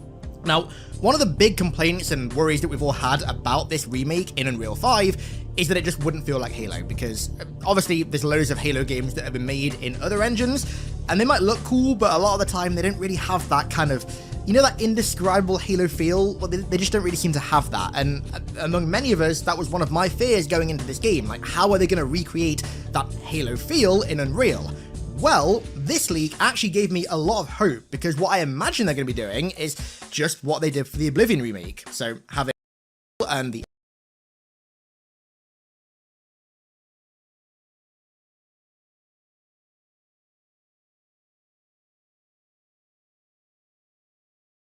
to have that, and among many of us, that was one of my fears going into this game. Like, how are they going to recreate that Halo feel in Unreal? Well, this leak actually gave me a lot of hope, because what I imagine they're going to be doing is just what they did for the Oblivion remake. So having the graphics and everything driven by Unreal, and then the physics, the kind of game feel, and the AI and everything else driven by Blam. Again, not Slipspace, Blam. Halo Reach Blam, which is a very weird choice, I gotta say, but I think that will help a ton to make the game feel more like Halo. That is such a subjective term, and it's really hard to pin down precisely what quantifies that feeling, but I think that'll really help that feeling feel present. We haven't had any leaks yet about any kind of actual content in the game. It's just been broad features and mechanics and stuff like that. So we don't know anything about the actual substance of the game. All we know so far is pretty much what I said, but again, 6 days away, we'll know a lot more for sure. Okay, so we did also get some other news of the day that wasn't too great, and it's kind of cryptic, and we're not going to know too much about it for a while, but I need to touch on it because it's going to be very important. So Glenn Israel, who is a kind of Halo OG at this point, he's been working on Halo as a concept artist since ODST, and he's been with Halo the entire way through. I believe that besides Sketch, he was the last remaining ex-Bungie person at 343. He may have been at 343 originally. Either way, he's been there for a long time. And he left recently, like last week, and he put out a pretty, like, bad-looking, but also rather cryptic statement on LinkedIn about not compromising your artistic integrity, about the industry being hard and all that stuff. You've probably seen this already, so I'm not going to read it off, but basically what it implies is that he left 343, or Halo Studios, sorry, because of some kind of major disagreement about the way that his work is done, which is artistic in nature. And given how heavy-handed Microsoft are at the moment with AI in particular, a lot of people, myself included, kind of inferred from this that he'd been told to use AI and he'd refused, and so he left. That's not confirmed by any means, but that is one of my fears with this game, I'm going to be honest. If you don't know anything about Microsoft right now, they have invested so much money into AI, like so much money that they can't afford for any of it to fail. And so they're basically forcing employees to use AI in every division wherever they can. And this to me kind of reads to me like Microsoft have been like, yeah, you need to use AI. And Glenn was like, no, I'm an artist. Art requires a soul and AI doesn't have a soul. Thus it's not art and I won't use it. That's just my inference. Don't put too much stock in that. But I truly hope that this remake and Halo 7 and anything Halo steers so clear of anything AI. This is the most normal opinion ever, but I detest AI art with a burning passion. Like I just said, to me, art requires a soul to be created, right? A human soul has to basically put itself into art to create art. And video games are an art form. If you create video games, you are creating art. And this kind of AI intersection with video game creation at the moment is such a textbook example of where the corporate side of gaming interferes with the artistic side of gaming. And it's never good when that happens.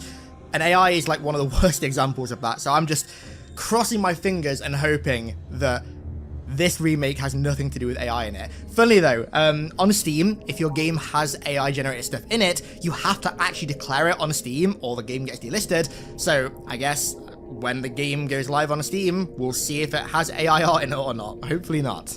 Oh, if you couldn't tell, by the way, this video is completely unscripted. I posted 2 very long scripted videos this week and I kind of want to break from writing scripts, so I thought it'd be kind of cool and chill just to chat to a camera because I've not done that for a little bit and I always kind of enjoy doing it. Anyway, moving on. Okay, little tangent real quick, don't worry, it's not a sponsor. I recently got nominated for my first award for Halo and YouTube, which is pretty cool. I got nominated for the Legacy Halo Content Creator Award in the Halo Community Commendations, which is a true honor, to be honest with you, because I've never been nominated for anything through this, which is really cool. And the best thing is, if you guys want to vote for me, you can do. The link is down below in the description. Granted, I'm up against some goats and great friends of mine, but if you do like my content and you want to vote, then the link is down below. Huge shout out to Ranger Kelly and also Halo Respawn for doing these awards. It's a very cool thing. The voting closes tonight as I post in this video, so if you're interested, down below, would appreciate it. So let's talk about the actual reveal itself now. It's going to be happening early in the afternoon on Friday, so you're going to want to make sure that you're tuned into the Halo stream so you don't miss it. Of course, I will be making so many videos on Friday and also Saturday and Sunday about the stuff that gets revealed. Thankfully, huge thank you to Halo Studios for this. They're actually setting me up backstage so I can make videos at the event. So hopefully my video output will be pretty normal. It won't be as if I'm at an event, even though I am. So I'm going to be making videos backstage about everything, talking about what we see, breaking it down, the usual stuff that you'd expect from me at a game reveal. Granted, we've only ever had one major game reveal in like the last 10 years, but you know, what you would expect from me in that scenario, I'll be making that content. As for the reveal itself, how I'm feeling right now, I'm like, I'm not going to say I'm excited, and that sounds really doomerish. I don't want to sound like a doomer. I don't feel doomerish, but I'm not excited. I'm more just like curious and a bit apprehensive because if it is the Halo 1 remake, which I mean, again, worst kept secret, right? If it is, that's a big deal because twofold. Firstly, Halo 1 is a game that I hold immensely dear, and I'm sure 99.999% of you guys watching right now also hold very dear for obvious reasons, right? I'm assuming it's the game that got most of us into the franchise. That game has literally directed the trajectory of my life since 2001 or 2002. That sounds ridiculous, but it's genuinely not. Like, my entire career, everything I owe to that game because it started me on this journey, right? And even beyond that, I love the game like, I love the game like a family member. That thing is special to me. And then also, it's a big deal for me because I've actually wanted a proper Halo 1 remake for a long time. I like most of what they've done with the Resident Evil remakes, for example. I love the Silent Hill 2 remake. Dead Space remake was really, really good. So modern remakes can be really good for not only revitalizing a franchise, but also breathing new life into old games in ways that the developers never could originally. So this game is something that I've wanted for a while. But the problem is, like, and I'd probably got myself to blame partly for this, but I've wanted the game in a specific way, which I think we all do with something that we enjoy, right? Like, we have a specific vision of what we want that game to be up there.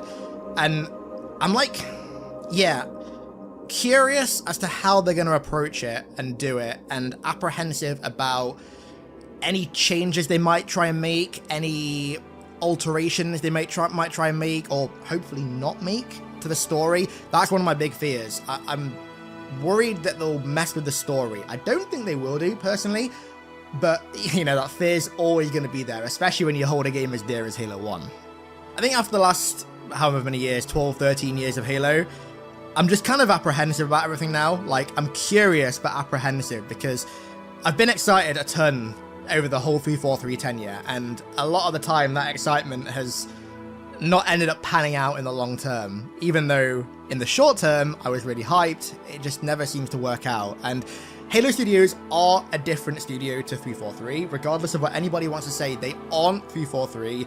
They are a massively different makeup of devs, different leaders. A lot of the people that were responsible for the stupid missteps of like Halo 5 and Halo 4 and Infinite aren't at the studio anymore, right? So Halo Studios are very different to 343, but at the same time, they aren't entirely different. It's like this kind of middle ground between not a new studio and a brand new studio. They're kind of half and half, right?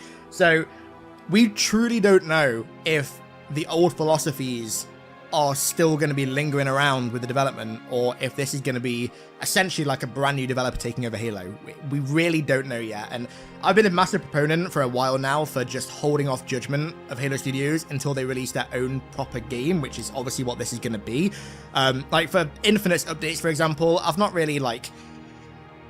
been super pro or super against Halo Studios based on what they have or haven't done in these updates, because they're just updates for a game that already existed. Like, I only really care about what they do with a brand new game. And so this is their first proper test for me. And I truly don't know how it's going to go, to be honest with you. My brain is like half and half, because like half of it is like the bloomer, hopeful, like, oh dude, please, let's just have Halo be back kind of mindset. And the other half is like the devil on my shoulder. It's like, no, come back down to reality. Look at reality. And I don't know what to think. I've never felt more conflicted before, because with Infinite's launch, and Infinite's announcement rather, that game, like, I went into that assuming that 343 were going to learn all the mistakes from Halo 4 and Halo 5 and act on those mistakes and improve the game as a result. And they did in some areas for sure, but there were other areas where they just fell down even harder. Whereas with this, I just don't really have, like, any historical data to go off, you know? Like, I don't have a track record. They don't have a track record. So, we'll see. I am just so curious at this point, to be honest with you. I also can't believe we're actually getting a new Halo game announced next week. I know that sounds ridiculous, because that's the whole point of this video, but I just... we've been in this, like, post-Infinite limbo now for so long. And it's kind of... The last 4 years for me have just been, like... not a mess, but just they've kind of blended into one. Like, I think about what I've done in those 4 years and like what's happened with Halo in those 4 years, and it just seems like nothing's happened. It just seems like one big amorphous blob of time that doesn't really have any like properties attached. That's the most ridiculous schizophrenic way to describe it. But I'm sure you guys know what I'm talking about, because we all expected the world with Infinite, and obviously it went the complete opposite direction for the most part, and we've kind of just been sat in limbo since. And so now that we're actually coming out of that limbo, it's like it just doesn't feel real, and not in a sense like I can't believe it, or I'm so excited that it's not real, or I hate the thought of this and it doesn't seem real. It's just like I just can't really wrap my head around the fact that we're 6 days away from this. It's strange. It's really, really weird. I guess I should probably talk about what I think we're going to see as well. Obviously, the main thing I would assume is going to be the Halo 1 remake. And for a while, I've been saying that I think we'll see a Halo 7 teaser as well. And I'm not putting any stock in that, but I do think that they might drop some hints about Halo 7. Because at the end of the day, right, so say the remake comes out next year, 26, right? That's 5 years after Infinite came out.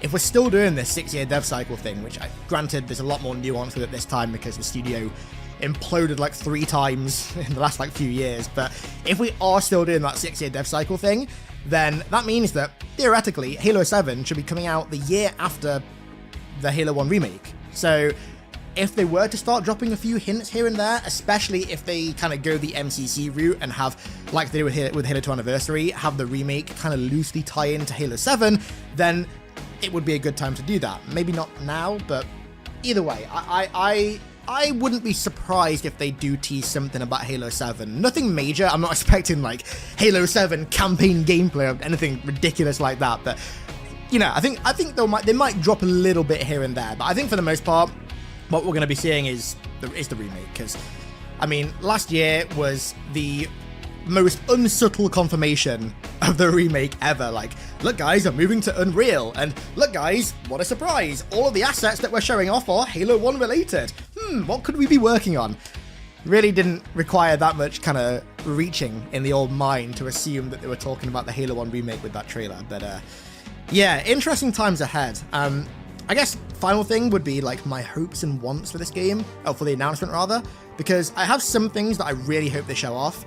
First and foremost, I really hope if they are doing extra content like stuff from First Strike, or stuff from The Flood, or stuff from Last Voyage of the Infinite Succor, or Breaking Quarantine, or any of the other litany of Halo 1 adjacent stories, I really hope that next week they not necessarily show that off, but tell us about it, tell us that it's happening, because one of my fears with this announcement is that they go into it and they show off like a Halo 1 remake, and it looks pretty authentic, but that's all they show off, and a lot of people kind of leave that announcement like, oh, is that all it is? It's just Halo 1 again. And there's so much more they could do with this game. I mean, I've talked about it to like ridiculous lengths, but there's so much you could do with a Halo 1 remake to just make it the Halo 1 Definitive Edition. And if we leave next weekend with no inclination as to whether that's happening or not, I think people are going to be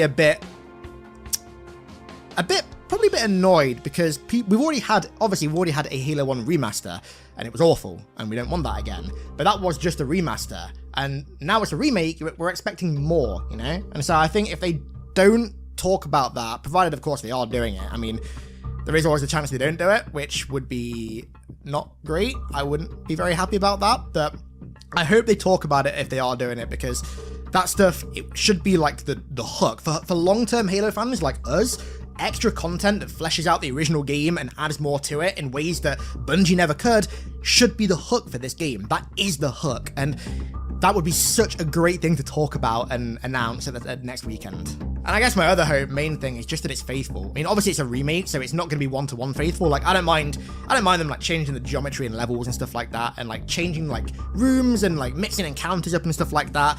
But one of the problems that I do have with that is that for me, Halo 1 is still the most tightly created, perfectly balanced like weapon and enemy sandbox in the campaign, like even more than Halo 2 and Halo 3. I love Halo 2 and Halo 3, as you very well know, but Halo 1 I genuinely think is the highest quality PvE experience game that Bungie made. It's the tightest, most satisfying and fulfilling out of all the combat loops and combat experiences in their games, and my main fear is losing that, because tight is the only way I can describe it. The way that the AI react to you shooting them, the way that they fight, the way that the weapons interact with them, the way that the sandbox works in Halo 1 is just beautiful. It's magical, and I don't want to see that get eroded by changes that didn't need to be made, or things being mixed up and changed for no reason. Like, that's kind of been the mantra of at least 343 over the years, like change for the sake of change, and I really don't want that to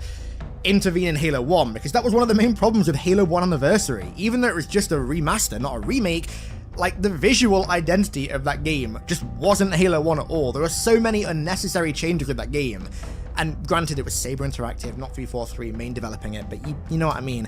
And I don't want to see that happen again, because Halo 1, with a fresh coat of graphical paint, with the old like aesthetic and like AI style, could be absolutely amazing. This game, like I've talked about this game for years. This game is like a partially like dream game for me if done right. But to do it right, at least in my head, there's a fine line you got to walk, and straying off that line, I think, can cause a lot of damage. And I do worry that part of the whole modernization thing. Like, sort of Halo 1 for a modern audience could walk them off that line and damage it, but it's all just hypotheticals right now. This is the thing. We'll know for sure next Friday, I guess. Yeah, I think that's pretty.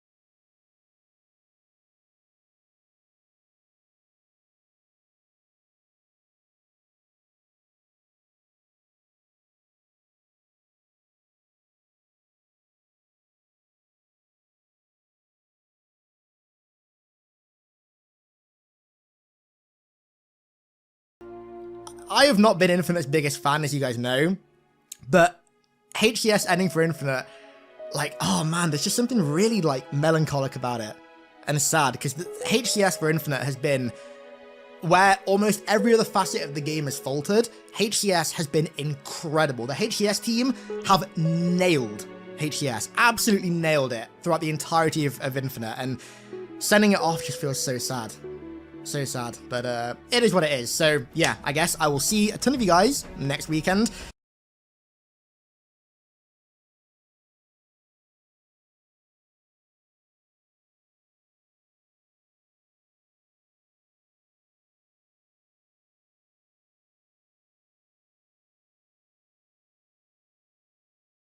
Having protests that we had yesterday. It was No King's Day. We thought we'd give you, just the sights and sounds of the No King's Day protests of President Donald Trump, who the left claims.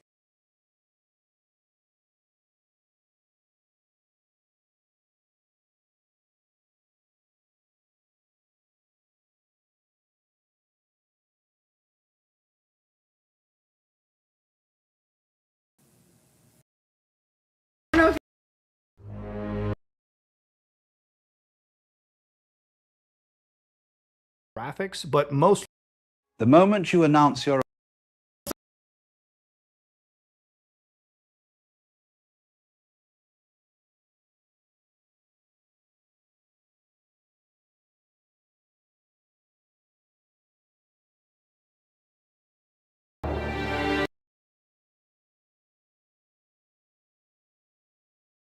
I was gonna try to talk about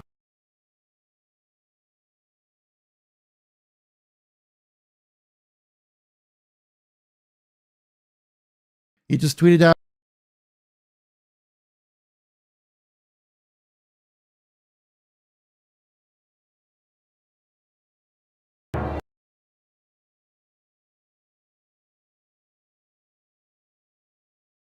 Halo Infinite's multiplayer is the first free-to-play live service model in the franchise, but its customization and monetization still leaves a lot left to be desired for the players. Over the past 4 years, it definitely has improved with cross-core customization, free monthly passes, the introduction of the exchange in Spartan points, and rewarded dedicated players with the Master Chief by reaching the maximum rank. Despite that though, this system still has issues, and it's important to recognize them to fix it. Now you may be thinking, Infinite is 4 years old now, why would I care what they could fix? And I hate live service models. You're right, this game is old, and live service can be a pain nowadays. But I wouldn't be surprised if Microsoft and Halo Studios were to try it again. Hi, it's me in post-edit. Turns out I could be right, as Halo Studios is reportedly working on a live service game. So I guess this is good timing for making this video. Oh, and something about AI, but that's a topic for another time. Anyways, back to the video. The gaming landscape is constantly changing. It's not like how it used to be 15 years ago. Gaming has become the biggest industry in the entertainment sector, and many people tend to pivot towards free-to-play or live service games because, well, it's free. And like it or not, when live service works, it makes a hell of a profit. So much so that many companies nowadays want all of that money. But that doesn't mean we can't compromise to make a more consumer-friendly system. So I have a step-by-step plan right here with me on how we can revamp Infinite's monetization system so that a better one can take its place in a future title. I believe the #1 thing we have to address here is progression. I know a lot of live service games typically only resort to battle pass progression and not an overall career progression. But who's to say we can't have both worlds? Infinite's career ranks wasn't introduced until Season 4, which I think was like a year and a half later after launch, and the system itself is pretty bland, with the only real reward being the Master Chief at maximum rank. The easiest way to fix this is to just sprinkle some rewards along the way, like armor sets and other items, so people are more encouraged to play the game. Sure, money is important to get from the shop, but so is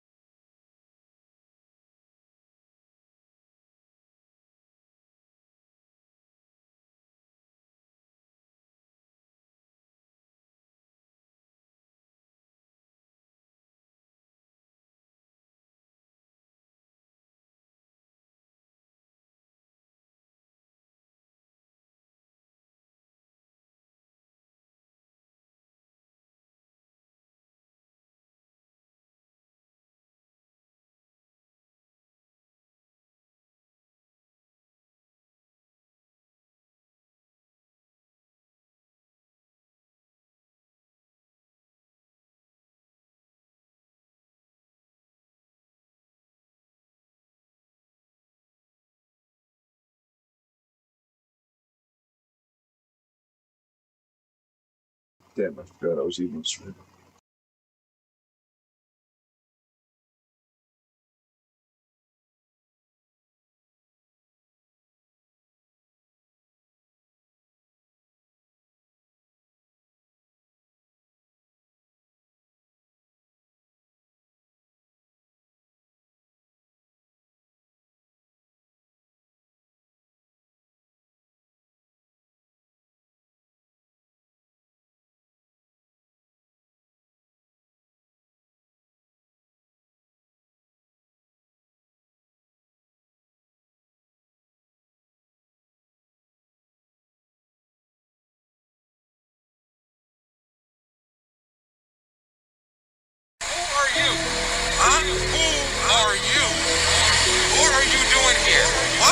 What are you doing here? Why are you filming me?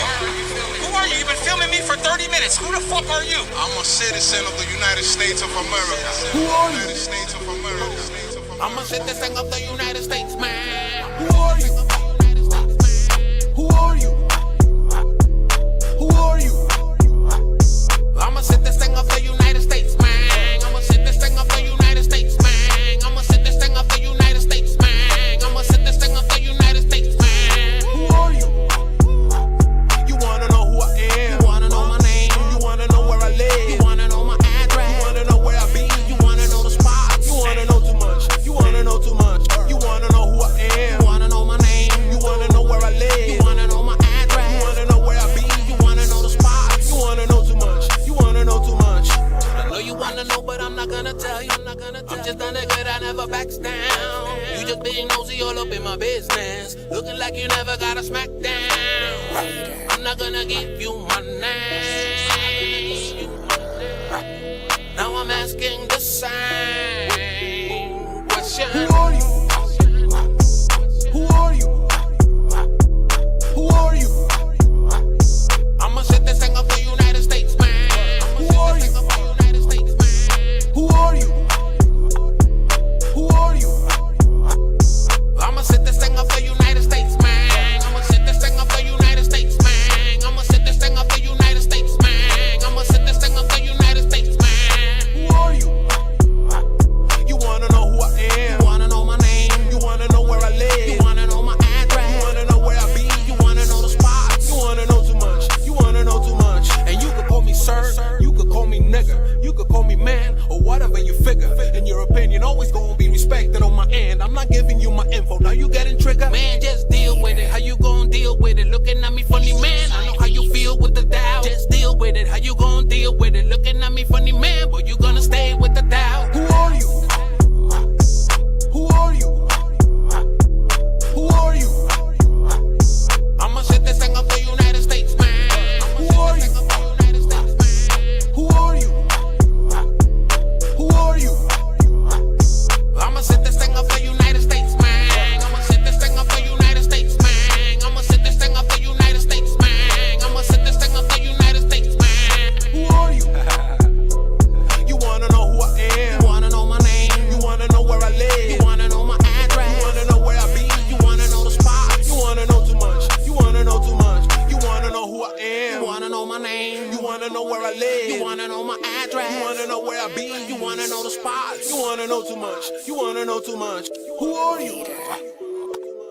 I'm a citizen of the United States. Who are you? You've been filming me for 30 minutes. Who the fuck are you? I'm a citizen of the United States of America.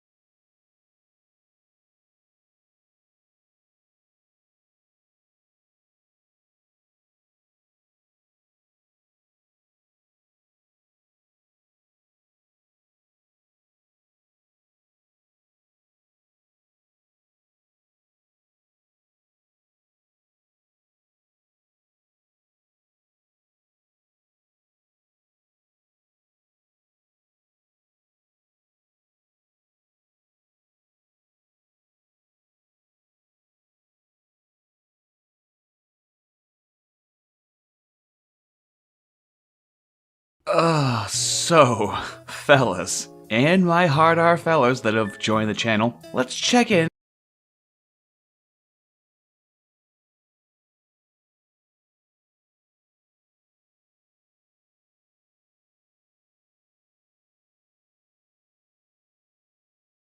Sam, how you doing? Welcome to the fourth hour here with me. I want to ask you, first of all, before we get into the history and the theology of the religion of Islam, people should go watch our debate that we did because it ended up being a lot bigger than I expected.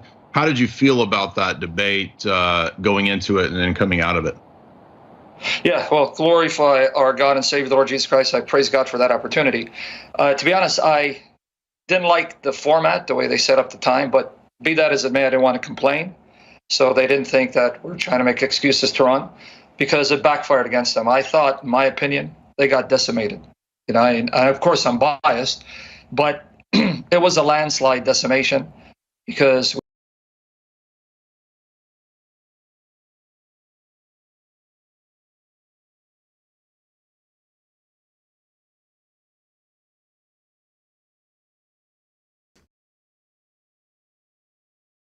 See what's going on over here.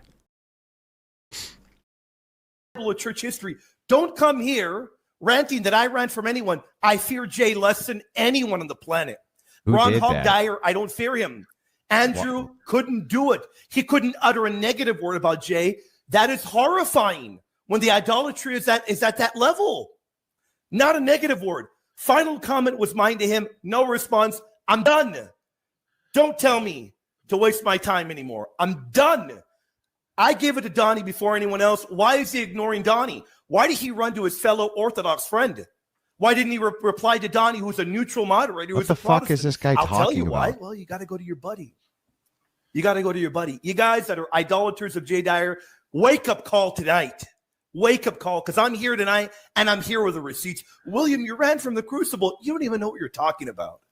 Give me a break, man. So you know, William, the ultimate thing that's going to show if that they're literally idolaters. What the is if fuck any is of this them idiot watch the show talking again about? tonight and actually continue with the argument from Lumen Gentium, right? Or Nostra. If they On continue subscribers with that only argument, mode. then you know they're idolaters. Oh, Because if it was Tell- about truth, you would find Tell this that the stupid truth of bald LG fuck is that I in want to your come on his church. stream and Oh, talk yes. to him right now. The And their truth of- own Tell this patriarchs stupid admit that, don't bald they, brother? fuck Right. that I want to So come if on you're his gonna continue stream using this right this horrible second and talk to him then you're about just this because he's dishonest, lying and it's through his clear you're fucking not in this teeth. for God, He's lying you're through his You're in stupid this to bald follow a fucking dude, teeth. Tell him that and shit. that's idolatry. Massive. Tell him I want to come on right now. Tell him stop being a Really fucking honestly punk. sickening Tell him to to see stop this being a little level- fucking punk. this And then I level want to of come on his stream idolatry right is this second. sickening We'll to hash this see. out. How do I'm these live people right go to now. Let's church? I fucking don't go, think they- boys. I don't think any of these people go to mass. It's sickening idolatry. Why do you think? The Yeah, we don't bishops go to and the mass because priests we're tell you, Orthodox. Avoid Jay We Dyer. don't have a mass. Right. We don't do Why you think- mass. And he has the gall to go on and say, "Who gave Sam permission to teach?" Buddy, your own hierarchy tells people to avoid you. I mean, what are you talking about, man? Right. Actually, let's even word it differently. The source of true orthodoxy, according to the Eastern Orthodox Church, is telling you, you worldly Orthodox. Yep. Tell him I'm here right now. That you shouldn't be a voice. Here, I'll just call him. So, guys, by the way, there is call in the last 100 to 130 years, there is a doctrine amongst the Eastern Orthodox theologians that makes the distinction between true orthodoxy and world orthodoxy. No doubt. And the true orthodoxy are those who befit the Eastern Orthodox psyche and anthropology and phronoma and nous, right? These are all true orthodoxy by the Orthodox standards.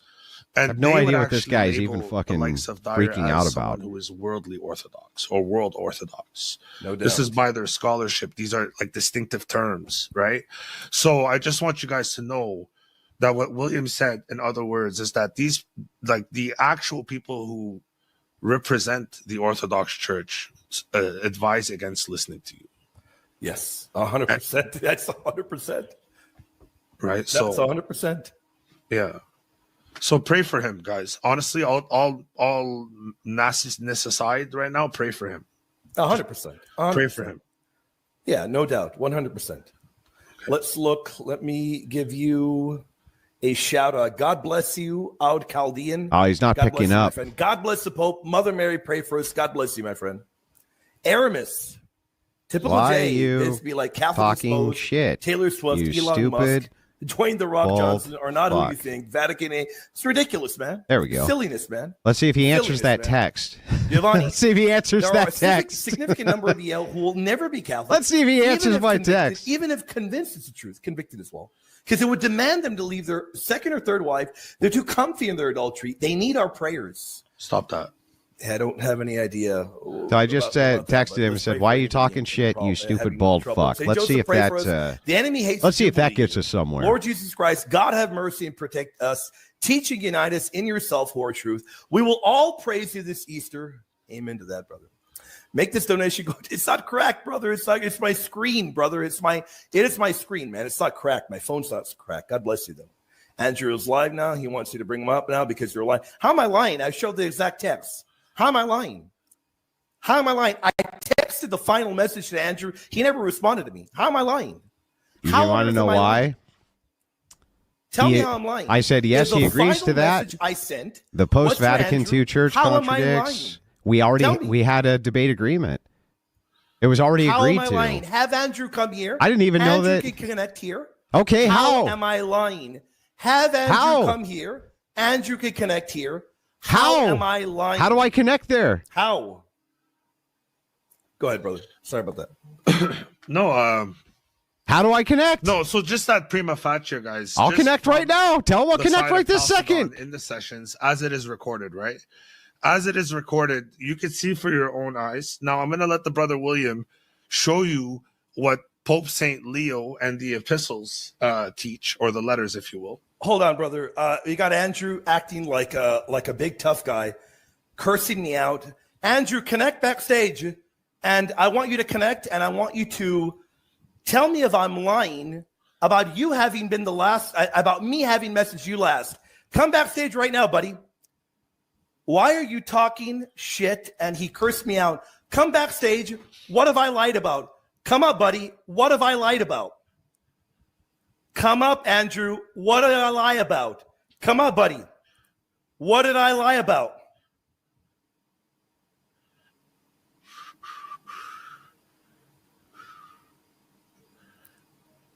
How do I connect? I sent him a message. How do I connect?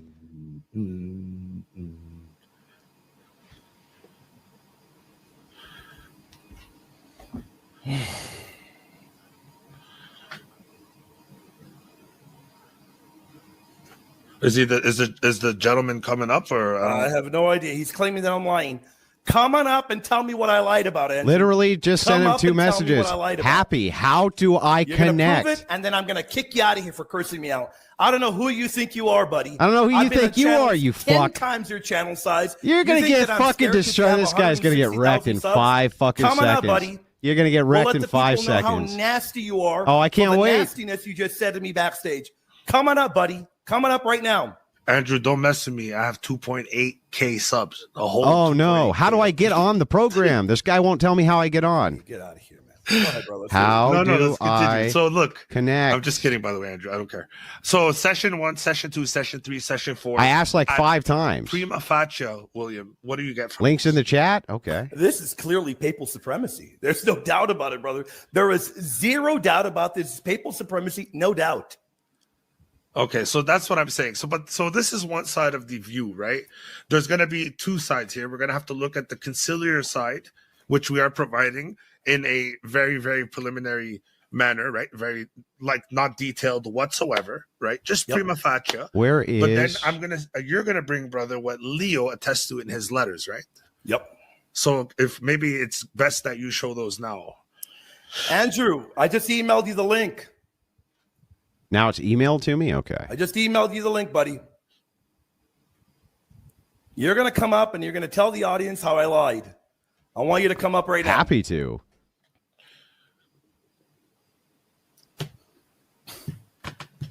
I guess put it on full screen, brother. Drop this for now. Waiting for him to join, brother. Put it on full screen.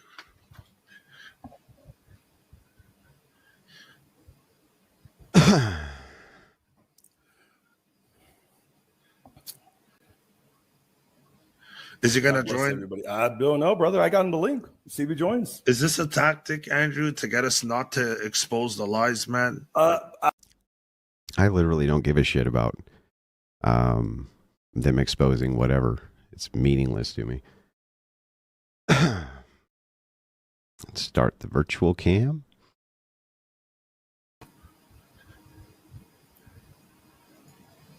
And I'm now in studio. Oh, there he is.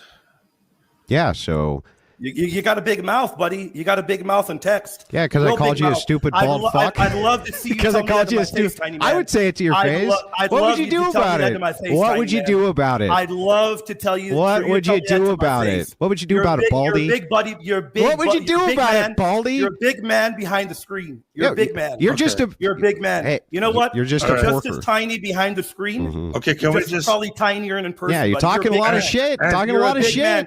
I was the one. I was the one. When that am I messaged allowed you to last. refute your lies? You Listen, tell me. Listen, tiny One man. sec. Listen, tiny man. I was the one that messaged you last, tiny man. You never responded. So what? All night. What time? So what time? What So time did you message me? Buddy, I could care less. You could have responded today. I don't care. I did, You could dude. have I didn't see responded. the last message. You are a We coward, already Andrew. agreed to the You debate read it. prompt. We You're already a coward, agreed Andrew. to the debate Andrew, prompt. you're a fraud and you're a coward. You are a liar. You know What are you what? talking read about? it last night. When? I have the read mark. When you read it last night, Show you're me. a fraud, buddy. Show You're me. A fraud, buddy. Show us the read You mark. are a fraud. Show us the read mark. I can't when- anymore with 'cause you just timestamp. messaged me right now. Show us the read mark Andrew. that's timestamp from last night. Common sense says. Can we just Common sense just says what? Message me Andrew. last. It's going to show the last read stamp. Bro. It's not going to show the previous one. Show here's us what- the here's time what when I want read you- it then. I want you to tell the audience, Mhm. where on earth Yeah, am I lying? I'll tell Were you. we not going back and Tell forth? me when I'm allowed to talk. Go ahead. Okay, so here's the first. You mischaracterized this entire thing. I don't think I did. Here's what actually happened. What actually happened is you were being a prima donna, and I told you not. I'm not going to allow you to run your mouth. I told. So I'm not allowed to If you're going talk. to try and insult me, you're on Not my allowed to channel. talk. You're not going to insult Not me allowed here. to talk. Andrew, You're try not it. going to insult me here. Not allowed to talk. Try it without the. Try it without the insults, the or you're out of fun. here, buddy. How about you Try it fuck without off? I'll talk how I want. Okay. Am I guess what, allowed to buddy? make? Am I allowed to Guess give a what, buddy? defense or not? Get some guts. You're the one. Try and be a man. Yeah, you're one about day, to buddy. rage kick. Yeah, rage Get kick. out of here, buddy. How are you gonna come here and say "f off"? That's a fucking loser, dude. Not even allowed to make a case. Not even allowed to make the case. No, he won't show the fucking read stamp. I didn't even know he had fucking sent another message. We had already had an agreed to debate prompt. What the fuck is this guy talking about? I just went over the whole thing earlier. I didn't even think there was a problem. Didn't even think there was a problem. But no, Andrew's not allowed to make a case. You have to have the right tone for this bald fuck. Fuck this guy. Fuck this guy. I have to fucking fuck you. Fuck you. What a dick. What a stupid dick.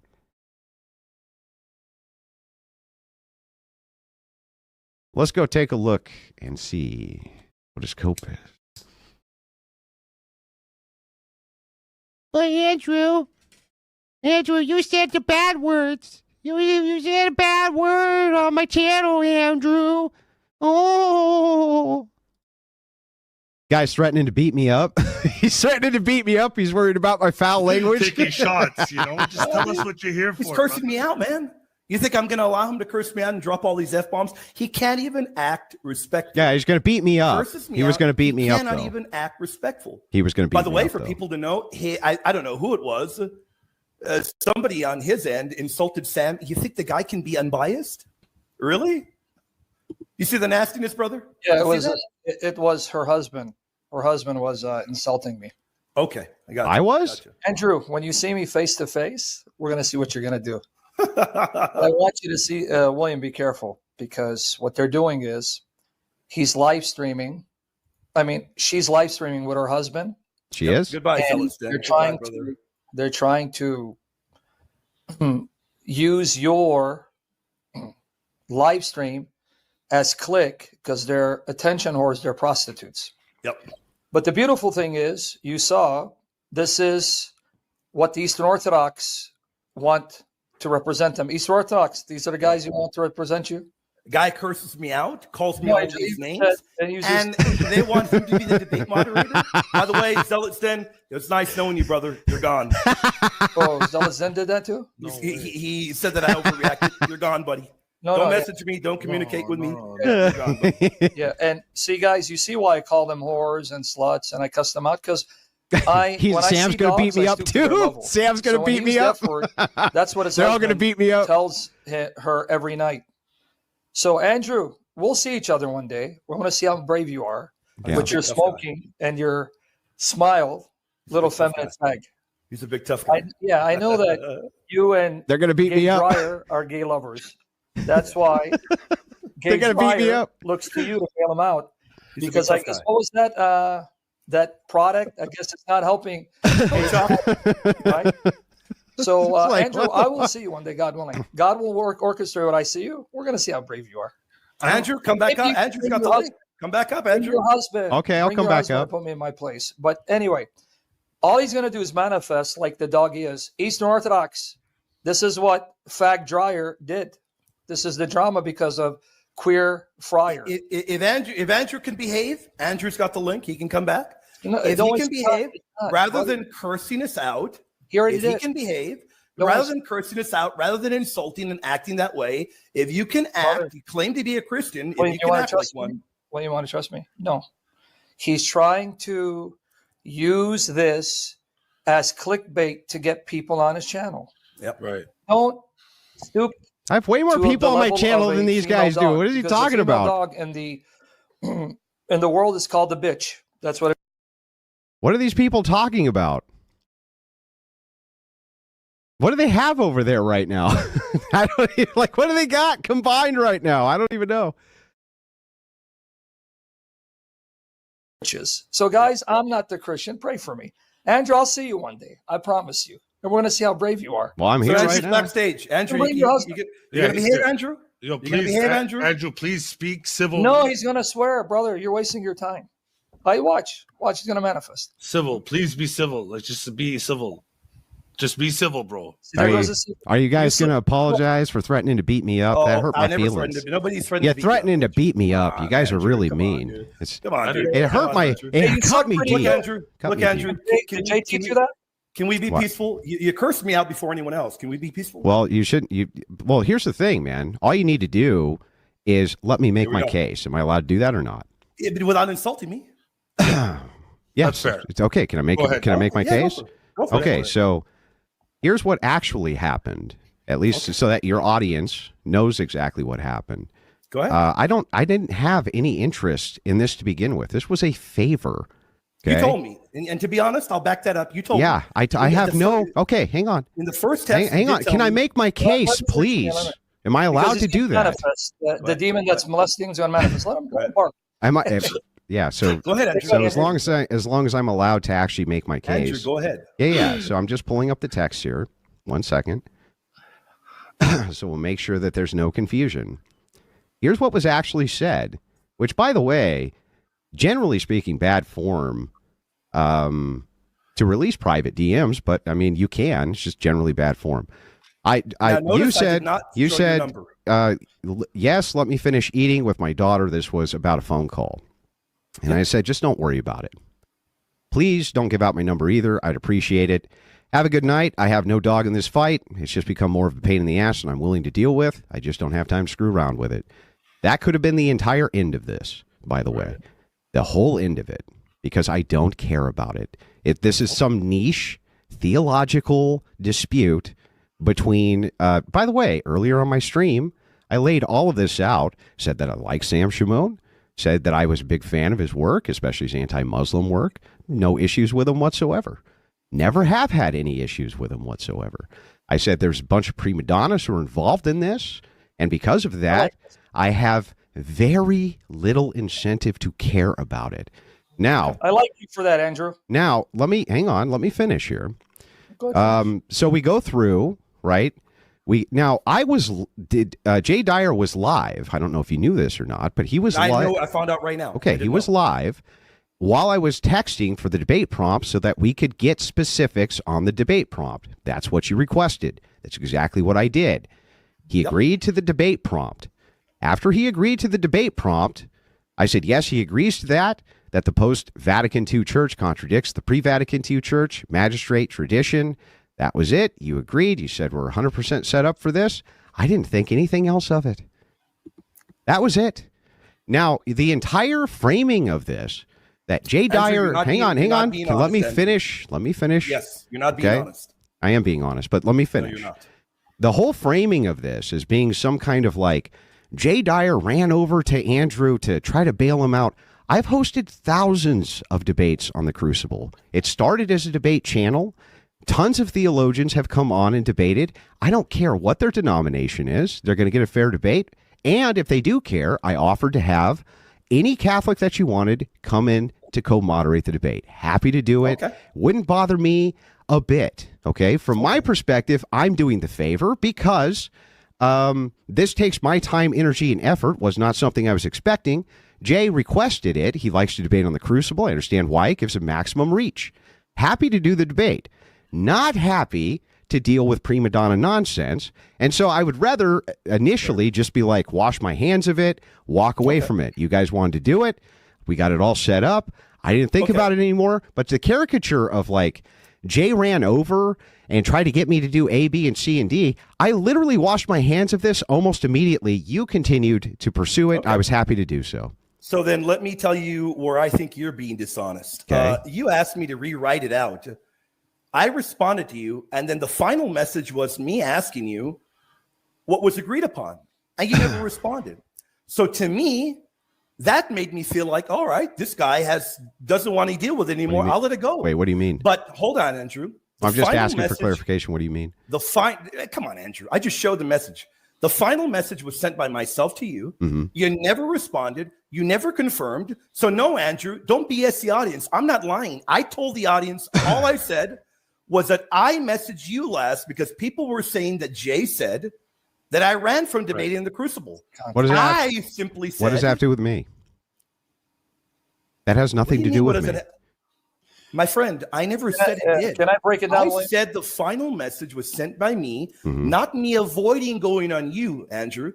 And instead, you misinterpreted it, cursed me out. What time? I never. No, that's not what I cursed you out for. I cursed you out because you were on your stream. You were on your stream. You were on your stream talking smack. When did you send? The truth. When did you send that last message?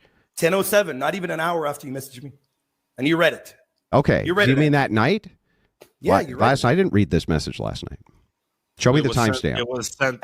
Andrew, you know better. You just no. I don't know better. That is not true. I did not read this message last night. How can I show you the last one if the last one says "come up, coward"? It says "red" because I responded. No, the one that you're talking about, the according to sacred scripture and sacred traditions. That's what he's saying. Show us the timestamp. Oh, the timestamp? Yeah. We'll just show it to him. What time? Make sure we can see it on the screen. Yeah. Hold on. How do I do it? Yeah, well, you're gonna have to do it where it doesn't show up. Hold now, on. before hold on. You're gonna have to put his name instead of his number showing. So put Andrew, because I can prove. I'm going to prove to you that this is not possible for me to have read it at that time because I was live streaming an invasion, sir. Okay. Hold on. That's that. I mean, how do I show? Oh, there it is. There it is. 10:07. That's your sent, not the red. Show me the timestamp for reading.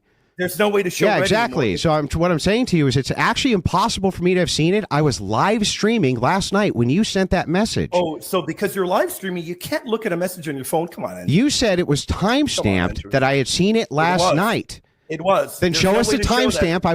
It was seen last night. Andrew. It's not even possible. I was live streaming. Andrew, you're better than this. You're smarter than this. Dude, because you know I'm making a rational argument. You know that the final message is sent is the final one that is shown as being read.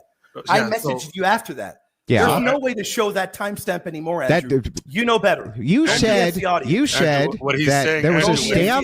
That there was a stamp that I read. That I read that message last night. That is factually not true. Okay, then show us the proof I read it last night. Guys, the point is you never replied, Andrew.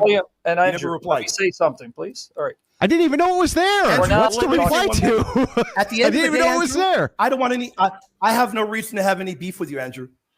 At the end of the day, I want no beef with you. I didn't threaten you. I simply said you wouldn't insult me like that in person. I never said I'm going to go beat you up, Andrew. Come on. So if I insulted you like that in person, would you beat me up? We could box for charity. You're gonna beat. Well, no, I'm asking you. Would you beat me up then? No. No. So then, what is the incentive for me not to talk smack?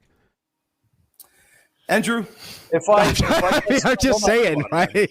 I'm joking, right? But it's just like it's an absurd position, right? Like, of course you would get upset and say something. Andrew, what do you want me to say in the air, man? We can box for charity, brother. Andrew, if I cuss you out and your wife in front of your face, would you make a move on me? Yeah. Good. Then make sure you have your hospital bill ready to be paid up.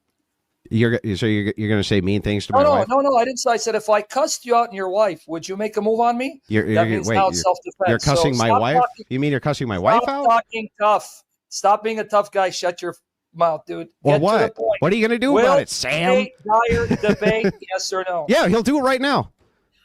Oh, right now. Right this second. On the topics on papal infallibility. Here's the topics which were agreed to. It was, he agrees that the post-Vatican II church contradicts the pre-Vatican II church magistrate tradition. See why he's a dog? I told you this guy's a dog. But he agreed to that, sir. No, I offered you papal supremacy. The final message I sent to Andrew was asking Andrew, this is what he wants and agrees to. I asked Andrew. Andrew never responded to me. No, he never listen, Andrew, this was settled. What do you mean? I'll read it. Andrew, can you agree? Can you be honest? Go ahead. Yeah, I'll be honest. Did you read that message today? The last one that you sent? No. Yeah. Oh, you never read it? Yeah, I only read it. I only read it when I tuned into your stream. I was trying to call you. How convenient. Yeah, I was trying. Literally, hang on. I called him live on stream. I was trying to call you. Then I saw there was a message there. But as far as I was concerned, this was buttoned up. If I'm on the air? Why would you call me if I'm on the air? Well, I sent you text messages first. Well, but you could come into the stream and ask to join. I don't know that. What were my text messages asking? And I sent you the message. How do I connect to the stream? Look, Andrew. That's what the text messages said. Nobody wants beef with you. Yeah. Nobody do you take some of Jay Dyer's, what do they call it, chalk? Chalk. Because it seems like you're like very alpha, where he's beta. Okay, are we going to get the debates underway? Stop barking. Yeah. So anyway, here's what the debate was supposed to be. So this was negotiated. Jay Dyer's live stream. You can watch it. We were negotiating this while Jay was live. I want more than one debate. I don't want just one debate. I want more than one. Okay, that's good. Okay, that's fine. But I'm just telling you that you're going to have to respond to my messages. Yeah, but this was the one. This was the one that you agreed to. As far as I knew, this is what you agreed to. I agreed to it. Really? Yeah. I asked you last. I said, "Is this what he wants and agrees to?" So that means that I agreed to it, right? Without laying out a thesis, I agreed to it, right? You did lay out a thesis. As you're puffing your magic dragon, show us the text that he agreed to it. Show it to us. We want to see it. Put him full screen. Yeah. Can I read? I'll just read them if you guys put want. Him full screen. Let's see it. Put him full screen. As you're puffing the magic dragon. You mean a cigarette's not the magic dragon? That's a weed reference, Sam. Oh no, you don't smoke weed. No, you. No, I don't smoke weed. Naturally, okay. Now put him up. Put him up so he can. Is that a dunk that I smoke cigarettes? Catholic priests smoke cigarettes. Like, what are you talking about? Do I have to remove everybody to put him full screen? Yeah, you can put him up, brother. I don't know. I mean, you got to figure it out. Just put him up. You got to do it. Okay, let me remove. Keep puffing, man. You suck pretty good. So show.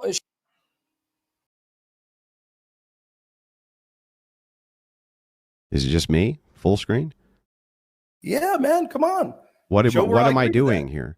Show the final message. Does the final message say that I agree to that? I can't. Rather than me asking. Yeah. Hang on. Can you calm down here for a second? I will put this up. I will put this up. Okay, I'm trying to explain. I'll put these messages up if you want it like full screen up, but I don't know how to hide your phone number from the top, so I'd rather not do that. Why don't you put my name, man? Why don't you just save my name? For what? For what? Andrew, I think you're a real brainiac, brother. I think you have an insanely high IQ, man. You're a real brainiac, man. I don't know what to say to you, man. I don't know what to say, brother. Can we read the messages though? William, let me tell him how to do it. William, you ready? Hey, Go ahead. Andrew, you know, it says create contact. I know in your world it's purple to He sky. doesn't want to. He doesn't want to create a contact with me. Well, create. Well, then sucks Can't being you. stand me. Yeah, I don't care about you guys. I just want to read the messages. Oh, wait, I we're don't in care. love with you. We're about to. Oh, burn Andrew, this picture. we want to become buddies with you, right? We really want to William, become buddies with Can you. you send this guy out here, brother? Yeah. So anyway, do you want to go through the messages? I don't take you seriously. You don't want to go through the messages? Andrew, let me ask you this. Can you be honest? Yes. I want to ask you honestly. Okay. Is your behavior this way because you, and be honest, I could be wrong, you have such disdain for Catholicism? Is this why you behave this way? I think half my chat's Catholic. That's not what I asked you. I've got plenty of Orthodox here and plenty of Protestant, but I'm Catholic. Let me ask you one more time. So you think that if I was anti-Catholic, never I would said have that. half I'm my chat asking be you. Catholic? I am asking you. William, Come on, he's man. killing your time. If these people support you, you're not going to get rid of them. Let me ask you one more time. Mm-hmm. Do you behave this way because you are anti-Catholic, Andrew? I'm not anti-Catholic. Okay, let me ask you one other thing, Andrew. Okay. You brag about your numbers. Yeah. I offered Jay to debate on a channel that pulverizes your numbers in size. What's the channel called? Pulverizes, Pints for the Aquinas. No, I definitely it's over beat 3 times your size. Nope. No, you do not beat Fred. on live No, you viewers. do On not. live viewers, I No, generally not in listen. debates, you don't. Yes, Not in yes, in debates. debates. Not in subs, On a right? normal debate that I run, 10,000 plus live. Yes. Political. Hey, William, would you do it on Fresh and Fit? Yeah. All right, Andrew, you can go and suck lemons. We'll do it on Fresh and Fit. Yeah, that's Get fine. him I'll out. call Myron, let him know what's going on. Yeah. Get him out of here. What did they boot me for? What did I do? What did I do?